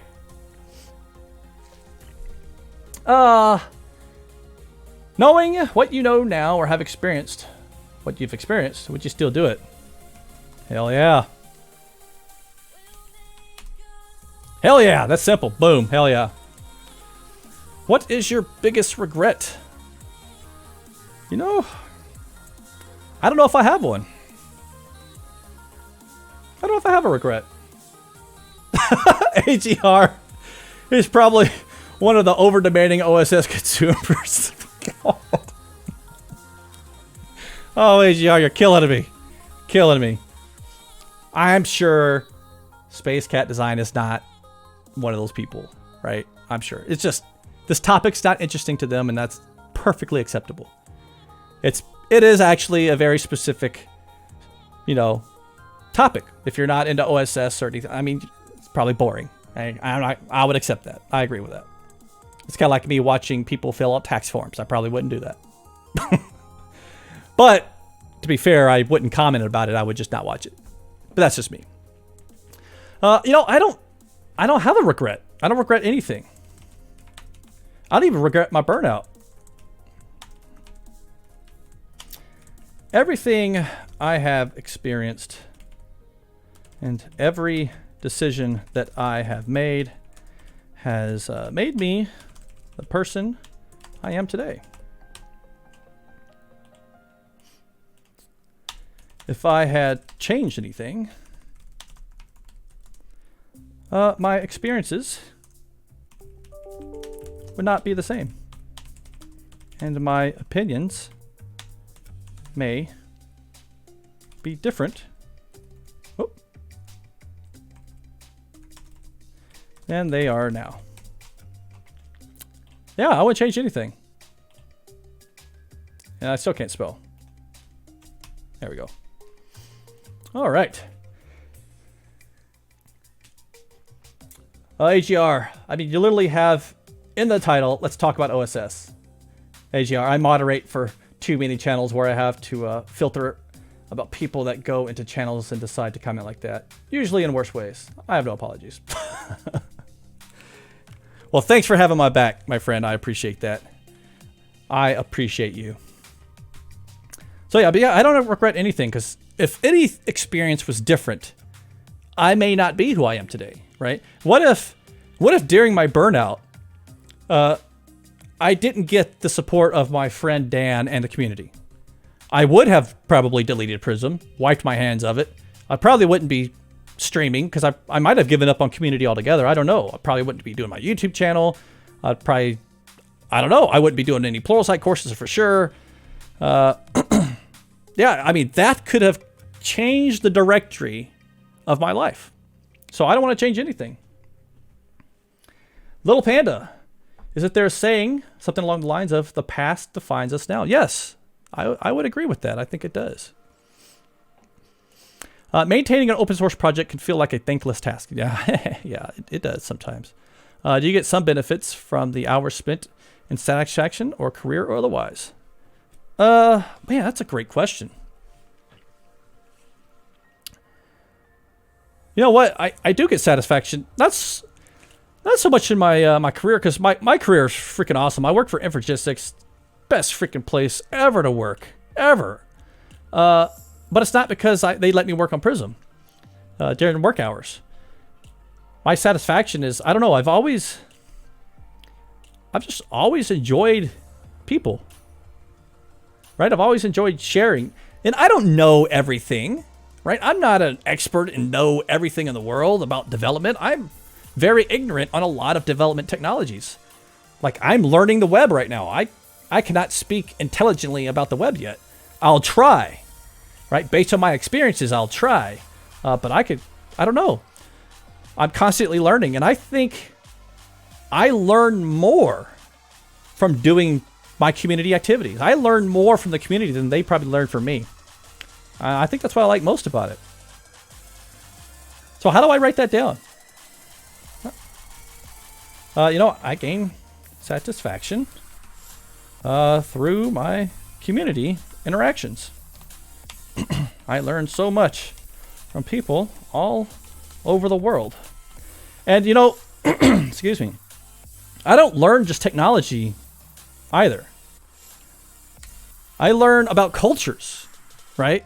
Different cultures around the world. I'm exposed to languages and people that I would have never been exposed to before. I mean, I've been to Bulgaria, right? I know a little Bulgarian because, like, that's awesome.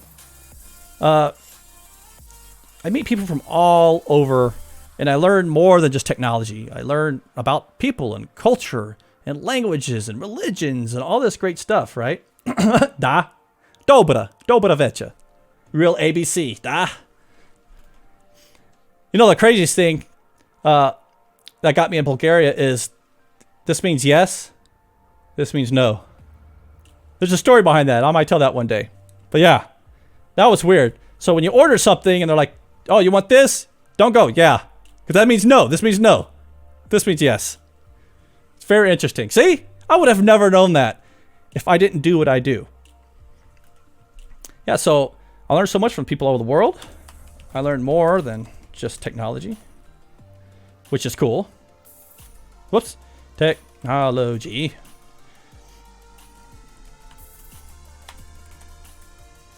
Cultures. Religion. What else? Yeah. Man, I just said it. Man, I'll have to like watch this recording. Yeah, I learned about. Yeah, I'll just say I learned about people.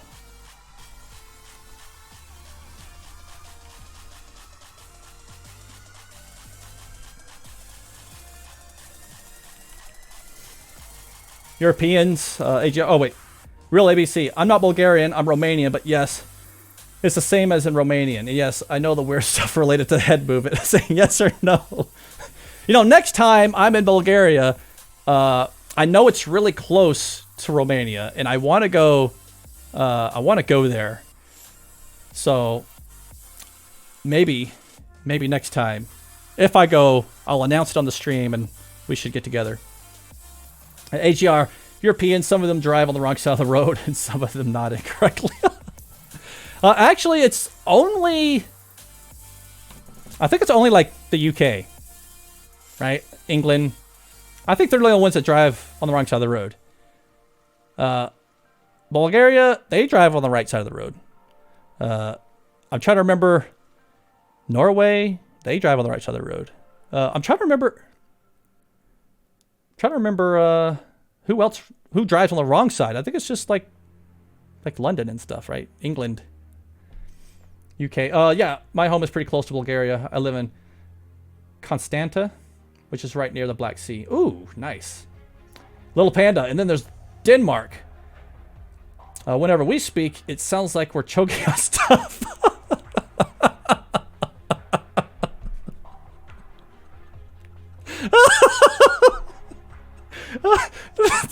Okay.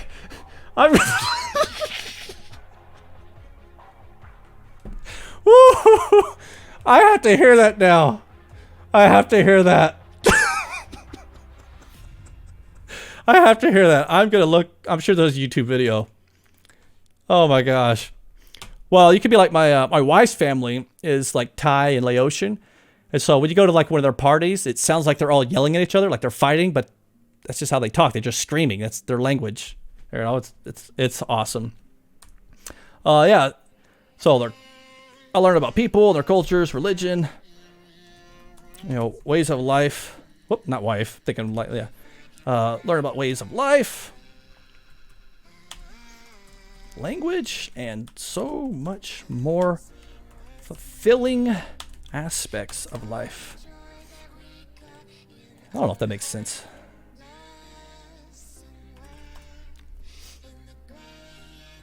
Okay, that works. Whatever.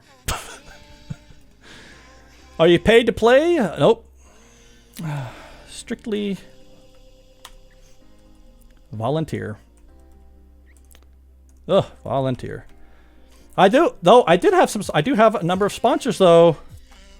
Hold on. Well, I have 7 sponsors. So that's amazing. That is amazing. Are you encouraged to maintain this on company? Yes, I am. My company, Infragistics, highly encourages me to contribute during work hours. Now, I am salaried, and I do work all the time, so work hours is all the time. How do you keep the voices of those that are not the loudest on the project? Oh, that's a great question. How does one advocate and keep those without a loud voice at the forefront of conversations for equality and perspective building? Oh, that's a great question. Well, if anyone knows me, Dan knows me, is I really go on the merit of the feature or the merit of the conversation. I don't really listen to... Dan is loud as hell, but I have shut him down plenty of times because what he's wanting to do, I am not adding to Prism. I just say, you can create it, but you'll create it on your own repo and ship your own NuGet package, right? Because that's the great thing about Prism. It's super extensible. If you want that feature, you can add it, but you're not adding it to Prism, right? So yeah, I try. No, I'm not gonna say I try.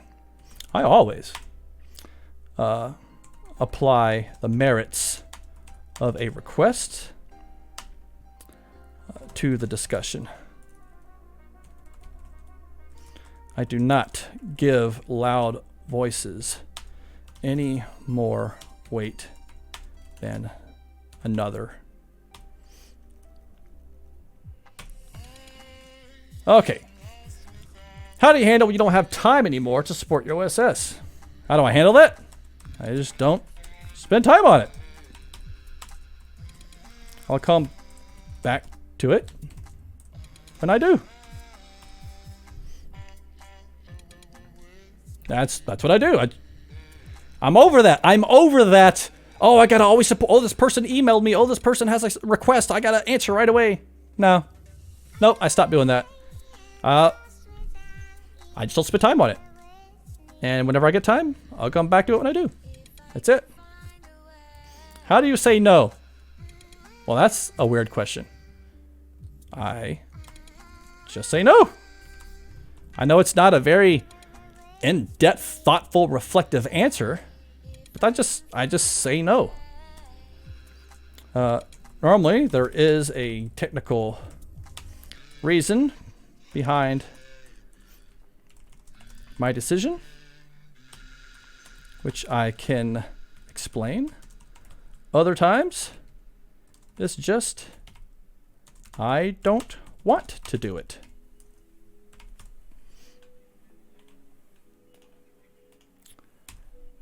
That's another thing I've learned is I'm not going to do something unless it's fun for me. That's another thing I learned. Right? It's that's why I took Prism over in the first place. It was fun for me. It was fun to do. It didn't feel like a job. It didn't feel like a burden. You know? It was just a fun OSS project that people benefited from. But now it's so freaking large. You know, I almost let those voices change my perspective. All the way to UWP support. I don't know those of you who know much about Prism and its history and how people were just begging and begging for UWP support and how, you know what, I'll call them out. How McDonald's was bitching because we didn't have UWP support. They needed UWP support, right? Well, you know what? You know what, McDonald's?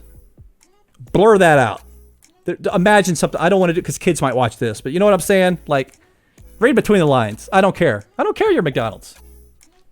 I'm not writing UWP support because I don't care about UWP. I don't use it in my daily life. I don't benefit from it. I'm not going to write it. You have an entire development team. You know what? You know what, McDonald's? You can pay me. You can pay me money and I'll write it. Because then I will have a motivation to do it. But right now, I don't have a motivation. I don't use it. I don't care about it. Why would I write something just for you? No. Nope. It would have been trivial for them to add it. Yes, it would be. For any of these companies, I'm talking big companies who bitch about things like people. For one, it's open source. Have someone on your team implement it. And if I think it's good, maybe I'll add it. If not, just take the code and put it into your application infrastructures. Not a big deal, right? Like, you have the capability. You have the money to do this, to pay for this, to have someone do this for you, right? Like, no, I stopped this. So that's why there's no UWP support, because Dan and myself, we don't care about it. We don't use it. We don't make our livings with it. It's not fun for us. It's not a hobby. So yeah, Prism's not getting UWP support until someone either pays us or does it themselves and submits a pull request. We will review any UWP PR. We'll review it, but we're not going to write it. Azure Sharp. That's why I like GitHub sponsor feature. A corp can sponsor the additional features they need. Exactly. The CVP didn't email you. Some lowly middle manager emailed you. They didn't have the money. It sucks all around. Yeah. Yep. Okay, so what one thing has made you want to give up, and why? OSS consumers that are demanding, inconsiderate, and life-sucking leeches that just take everything they can. That is what almost made me quit. AGR, I'm surprised companies are using, you know what? I am too. I really can't think of a compelling reason to use UWP besides, yeah, they have great ink support and a good web browser component. Okay. I'd still go WPF. I could still ship my WPF in the Windows Store, so that's not going to stop me from deployment. I can actually more easily ship my WPF project side-loaded. Much more easily than you could sideload a UWP app. That's for freaking sure. Why didn't it stop me? I forgot that part. It didn't stop me because of the support I had from my co-maintainer, Dan Siegel. Whoops. Man, I can't spell his name. He's going to be mad at me. I can't spell his name.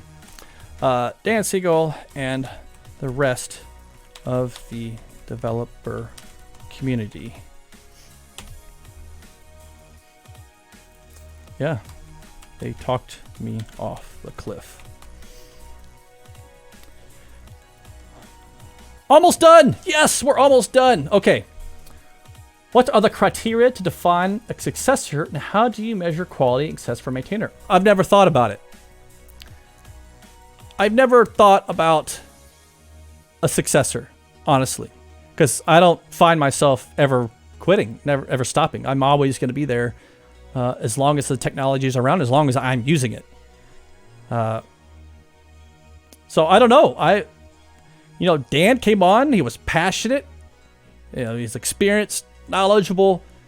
We had the same coding styles, right? To a point. We have some differences, obviously. Notfix P. Notfix. How do you say that? Notfix P? Notfix. Thanks for joining.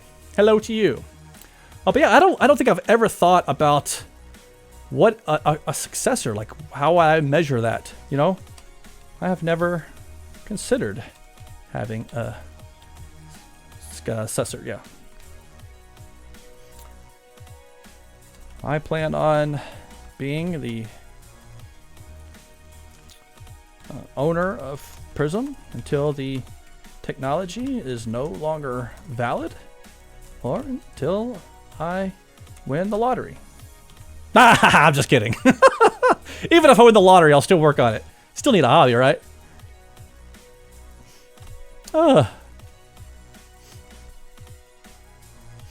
Should maintained code have a life cycle that includes end of life? I think the end of life of a code base depends on a number of factors. One of those being, do people still need it?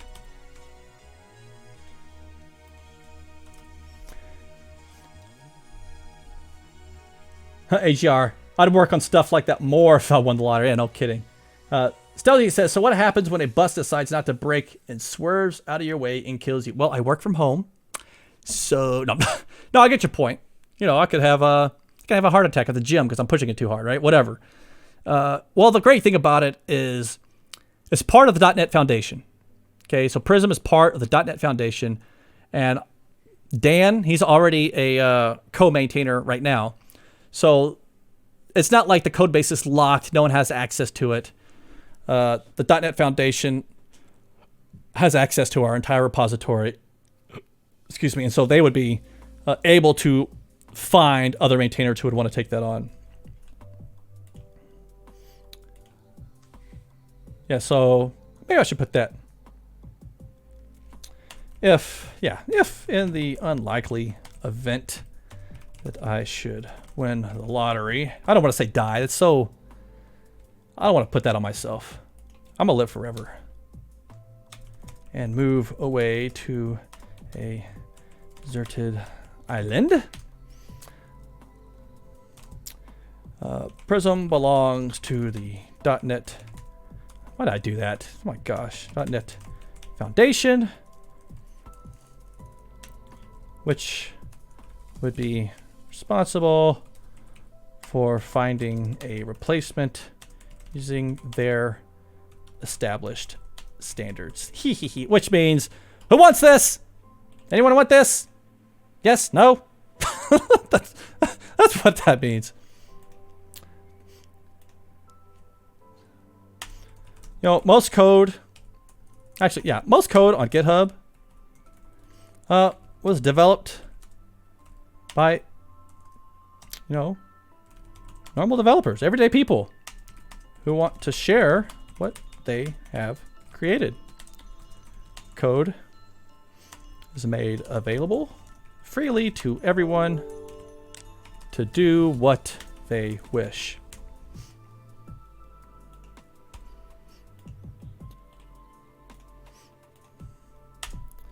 I don't think an end of life should be necessary. Code is always valuable, even if not actively maintained. Look at all the mainframe apps still out there. You know how many applications are still out there that are no longer maintained but run very mission critical portions of businesses? Yeah. Do you have a succession plan for managing your project? No. Right now? Well, you know what? No, I don't. For now, I have Dan Siegel as a co-maintainer. Between him and I, we have no current plans for a succession. There we go. All right, people, we're down to the last. How many? Four? What events typically force action on your part as a maintainer? Bugs. Critical bugs, to be exact.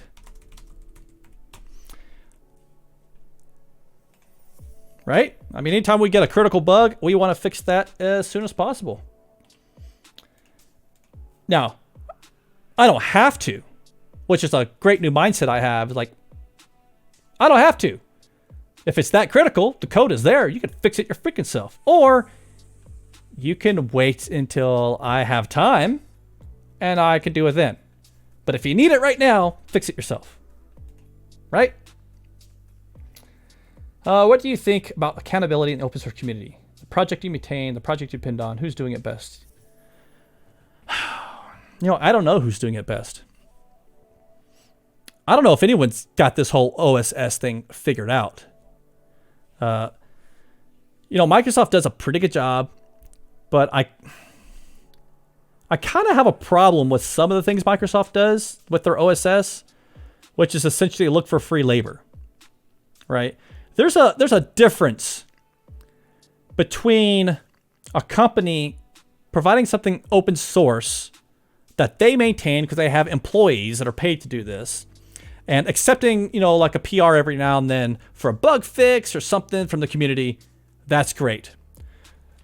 But Microsoft has a habit of actually asking the community for free work, free major features. For example, the xamarin.forms team, you know, the WPF support that xamarin.forms has? Yeah, That's from the community. That was not from Microsoft. And they don't support it because it was a community contribution. They won't support that. They're only focused on iOS and Android. That's just one example. And people don't realize that when they create a Xamarin.forms application and they want WPF support and something's not working, Xamarin doesn't care. That came from the community. So it has to be a community fix. Oh, UWP. I don't even know if they care about UWP, honestly. And you know what? I don't know if they should. I don't know if they should care about UWP, honestly. You know, for one, yes, it is. It is in the XF template, right? But if I were them, I wouldn't put it in there. I would never use Xamarin.forms to write a WPF app, for example. I would never do it. That is ridiculous. I could still share all my code across that, but I would have my WPF app be a native, pure, like all WPF code, not that Xamarin.forms mess. Okay, and same thing for UWP. I still wouldn't use a Xamarin.forms UWP app. The only reason I care about Xamarin.forms is so I can hit Android and iOS. Those are the two platforms I can't code for, right? I've never taken the time to learn how to do that. So, yeah, I don't even think Microsoft is doing it right. And then there's another scenario, I'm going to keep names out of this, where Microsoft asked a person to take over another project because they just didn't want to work on it anymore. But it's a very critical project to their offering. It's like, I told them, no, don't do that. They just want free labor. What do you get out of this? You get nothing out of it. They want free labor, right? So that, I don't like that at all. I'm all for, no, I can't tell you what the project was. Sorry, AGR. I'm not going to say anything. That's all I'm going to say because this was a private conversation. So I'm going to generalize it. So you have no idea what I'm talking about. But that aspect of OSS I really don't like is when OSS turns into an expectation on the community, right? That's different. Like on Prism, I have no expectation of the community. I work on what I want to work on, what's fun to me. I'll release what's fun to me. If you want something, you can submit a request and I may get to it. I may say no, right? Not a big deal. It's going to sit there. I may close it. I may do, I don't know. But I have no expectation of you asking for anything. I have no expectation of you to work on Prism. I have no expectation of you to do documentations and samples. You know, no, I don't expect that from anybody. But when companies say, you know, nope, we're not going to support that. That's open source. Do it yourself. Not going to do it. And they actually expect you to be the person that does all the work for them. I don't like that. I don't like that at all. And I've seen that a couple times out of the Microsoft camp. If you think about Prism, it kind of falls into that, right? They're like, we're not working on this anymore. You know, we'll let it die unless you want it. You could do it, right? You could probably make the argument that they did that to me. And hook, line, and sinker, baby. You can make that argument. But in that case, they were just going to kill it. In this case, it's an active product that they're shipping. So a little different. Stelzy, well, you are only allowed to expect something from OSS when you have paid for it, in my opinion. That's true. You can expect something. Depends on how much you paid. If it's $1, I wouldn't expect very much. Azure Sharp. That is what's happening with WCF right now. Yes, that's a good point. That's a great point. What's happening with WCF right now? They don't care about it. Microsoft's like, nope, let the community do it. This is one of our core web service type communication platforms. And someone in the community can handle this. We're not going to do this. What's that? QB23? Hey, Brian, can I ask a question about design patterns? Yeah, go ahead and ask. And I'm going to type this out right quick while you ask because I'm almost kind of out of time here. Yeah, I'm not sure anyone has it figured out. you know, of course, the larger companies that have financial, whoops, dang, I can't spell it all. Financial backing can have, you know, more success and process in place for their OSS projects. But even they fall into some bad practices of expectations, right? I think we all do, well, we all do the best we can with the time we have. Okay, I just chart. No, in the comments on the blog post, they brought WPF WinForms forward. They directly said that WCF and Windows Workflow can come forward if the community is willing to write. So they just flat out said it. Yeah. Yeah. Hopefully it gets a champion. Yeah. Yeah, good point. I just sharp. Hey, thanks for the follow. I really appreciate it. So AGR. Yeah, hopefully it gets a champion. So Cubu23. I can't understand how dependency injection works. Okay, so let me answer these last two questions, and I will answer your question about dependency injection in like 5 minutes. It's really easy. We would love to send you a gift for your participation if you leave your address below. Okay, I will answer that off screen. I don't want any hate mail, you know what I'm saying? If I turn this series into a podcast, of course, I love talking to people. Okay, we finished. You all know the history and story behind Prism, how it came to be, how it was born, and how it got to where it is today, and my feelings on the subject matter. Awesome. All right, Cubu23 can't understand how dependency injection works. In a nutshell, right now you're probably used to creating objects. Objects, my object equals a new object, right? So person, my person equals a new person.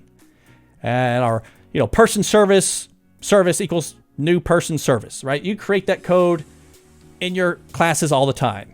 And that's not good. You don't want to do that, right? There's a lot of coupling going on there, and that's a whole nother topic. Essentially, there's two terms you have to consider with dependency injection. There's this thing called inversion of control. It's a pattern. And inversion control essentially says that you're going to take the responsibility of creating that person service and you're going to give it to something else, right? And you've done this before. You just don't know it. So, for example, you know what? Let me open up Notepad. And we'll just code something up real quick, right? So oh, you know what? This might be too small. That is way too small. Dang it. Crap. I did not increase my resolution size. So let's do that right now. I can't believe I forgot to do that. You know, it's like, make it 150. Now let me open up Notepad again. This should be easier to see now. That should be better. Right there. That should be better.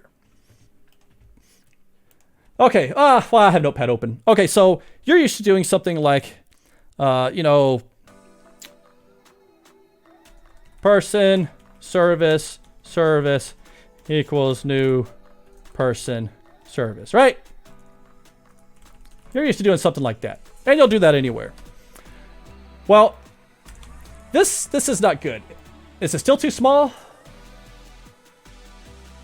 Where's my edit? Oh, I have to zoom. I don't think I could change.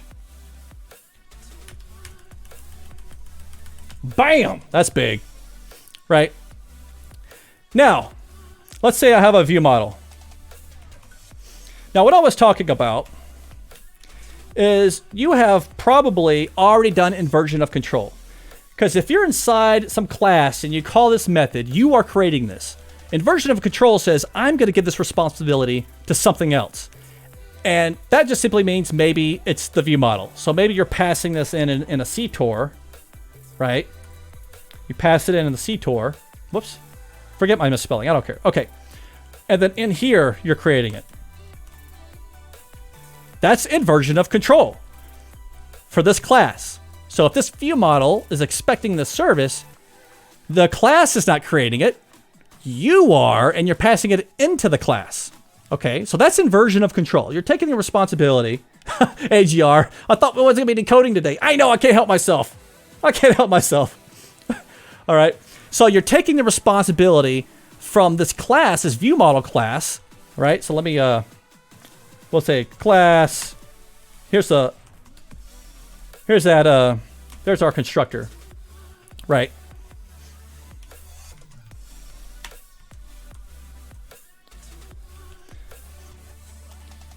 All right, just do this. Okay.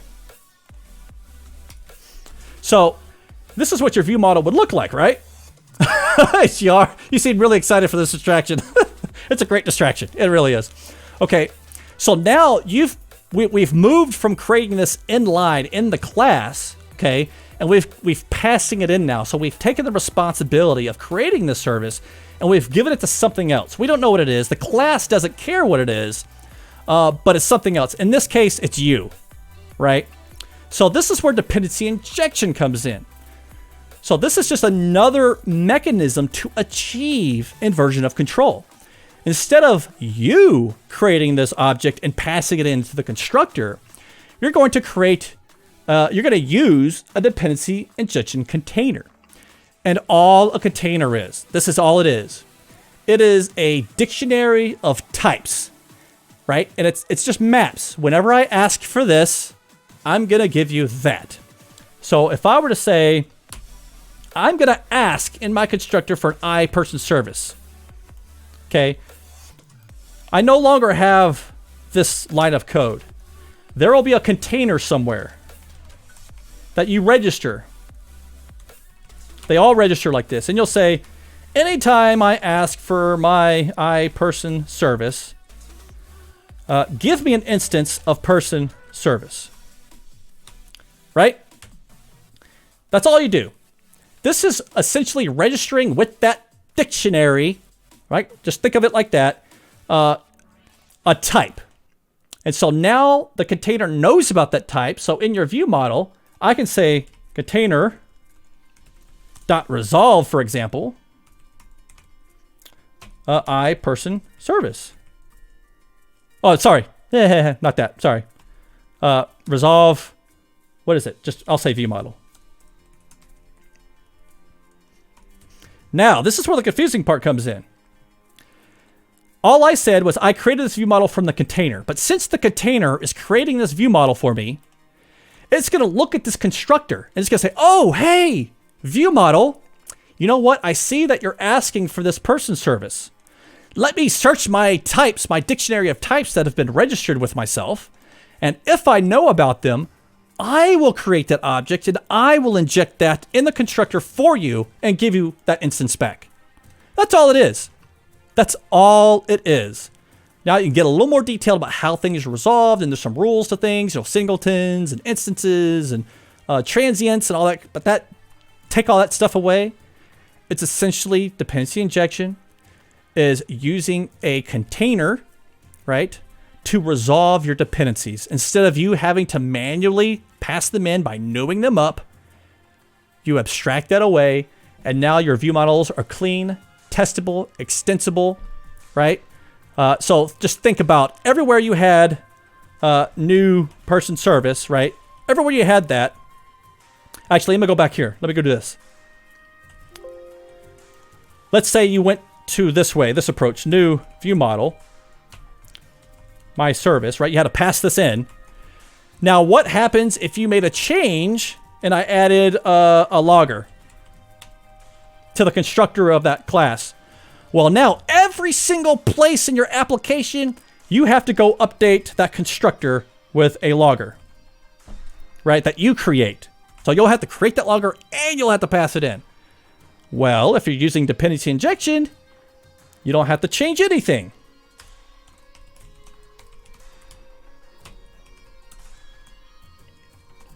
Right? You don't have to change anything. All you have to do is make sure you register, that service with the container. You don't have to change any code anywhere else in your application. Right? Don't just, you know what? So now, when the container resolves your view model class, it's going to come in the constructor and say, oh, I see you need a person service. Hey, I got one of those. Oh, hey, you have a logger too? Shoot, I know about that too. I'll give you that too. Automatically. Done. That's dependency injection in a nutshell in 5 minutes. Okay. I hope that helped. I know it was fast, but essentially that's all it is. Right? That's all it is. Achieving inversion of control by using something else to create the object for you. And Prism relies on it because it forces you, because there's tons of benefits to this. There's tons and tons of benefits to using dependency injection with testability, extensibility, maintainability. You have tons of abstractions. It's great. It's wonderful. I highly suggest doing some more research and becoming more familiar with the dependency injection. So, Nofx, I hope that answered your question, although it was fast and not very detailed. I hope that kind of gave you an idea of how it works, right? It's actually, it's quite simple at the high level. All right, everyone. Well, I think that was a pretty good stream. I think that was pretty good. I think it was better than I was expecting it to be. You know? It actually brought back a lot of memories and made me really made me think about things that I haven't really thought about, right? Like, I've never asked myself those questions. I've never considered those questions for myself. So I'm glad I did that little exercise. It was fun. Kibu, thanks a lot. I've been learning Angular for 2 weeks, but I didn't understand exactly how it works. DI. Oh, yep, it works the same way. Works the. You know what? Actually, Kibu, I have a video on that. I have a video that I can give you. YouTube.com/Brian Lagunas, because you said Angular. Hey everyone, today is a... Don't care about that. I thought I had a dependency injection one in here. Oh, right here. Services with dependency injection. So let me just... Hi. Nope. We'll share that. Copy the link. Yeah, autoplay. I wish I knew how to fix that. Yeah, there you go. Hey everyone, today is a great day. How do you stop that? Jesus, come on. But yeah, I have lots of like little Angular videos, real quick, short things. So yeah, check that out. Kibu, maybe it'll help with the dependency injection for you. It's the same concept. That's the great thing about dependency injection is the concept is the same no matter what platform you're on. It's the same. So you can do it in desktop, you can do it in web, right? Angular, React, well, React does have a dependency injection. But yeah, anywhere that uses dependency injection, Blazor, it works the same. Works the same. AGR, just an extension that stops autoplay. Well, I'll need to find that. I will definitely need to find that. I wish there was like just a button that I could say, just like a setting? Playback, quality, annotation. No. I don't know. Okay. Berg. Ruby. You know what? I've never done Ruby. I don't know. I don't think I've seen Ruby code before, so I'm not sure if Ruby supports dependency injection or not. I would assume it would. I mean, Java has dependency injection, right? I was using the Swing library in Java. Wait, sorry. Swing.net? What's that injection container for Java? No, not Swing.net. I didn't want to search. I wanted to search, not... Oh my gosh. I thought it was Spring. Spring.net. That's what... Or Spring, not Spring.net. Just Spring. Spring DI container. Inversion of control and dependency injection with Spring. Yeah, that's what it was called. I use this in Java. I'm not sure what dependency injection you use with Ruby. But yeah, cool. AGR, I wish I could tell you. I was using Edge. It's not in the YouTube extension I use for... Oh, okay. AGR, would there be a reason that any language that supports at least some OO wouldn't support it? Not that I could think of. No, I can't think of a reason, personally. But you know, I've done Java, I've done C++. Definitely didn't use it in C++. You know what I'm saying? C#, of course, VB, JavaScript. But I use Angular because I love the DI, I love the modularity, I love the binding, I love all the stuff in Angular. But yeah, I can't think of a reason at all. I don't know. I think, does PHP do dependency injection? It's a scripting language, but still. I think it did. I don't know. Now you got me thinking. Yep, TypeScript. TypeScript does dependency injection. You can see that in Angular, right? Because TypeScript's just a syntax sugar on top of JavaScript. But, all right. Well, you know what? It is about that time. It is lunchtime with my wife. She should be home from work for lunch any moment now. So I want to try something I've never actually successfully done.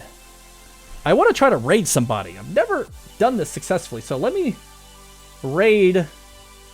Who should we raid? Let's... Okay, I guess it depends on who wants to learn some basic C#, right? Raid channel. Little panda lurking, but it was fun. Woo. Okay, Azure, C#. Okay, so let's go. We're going to raid CLW. Let's raid. Here we go. 3, 2, 1. We're going to raid. Okay, what's happening? Is anything raiding? There we go. Wait, okay. 24 are ready to raid? How come I'm not, Oh, okay, we're raiding now. Here we go. And raid. I think we're raiding. I think we're raiding. I have no idea. I have no idea. Is this working? I'm gonna go to the channel. I'm gonna go... Here we go. Talk to our friends joining us from the raid. Brian Laguna's coming in with the raid party.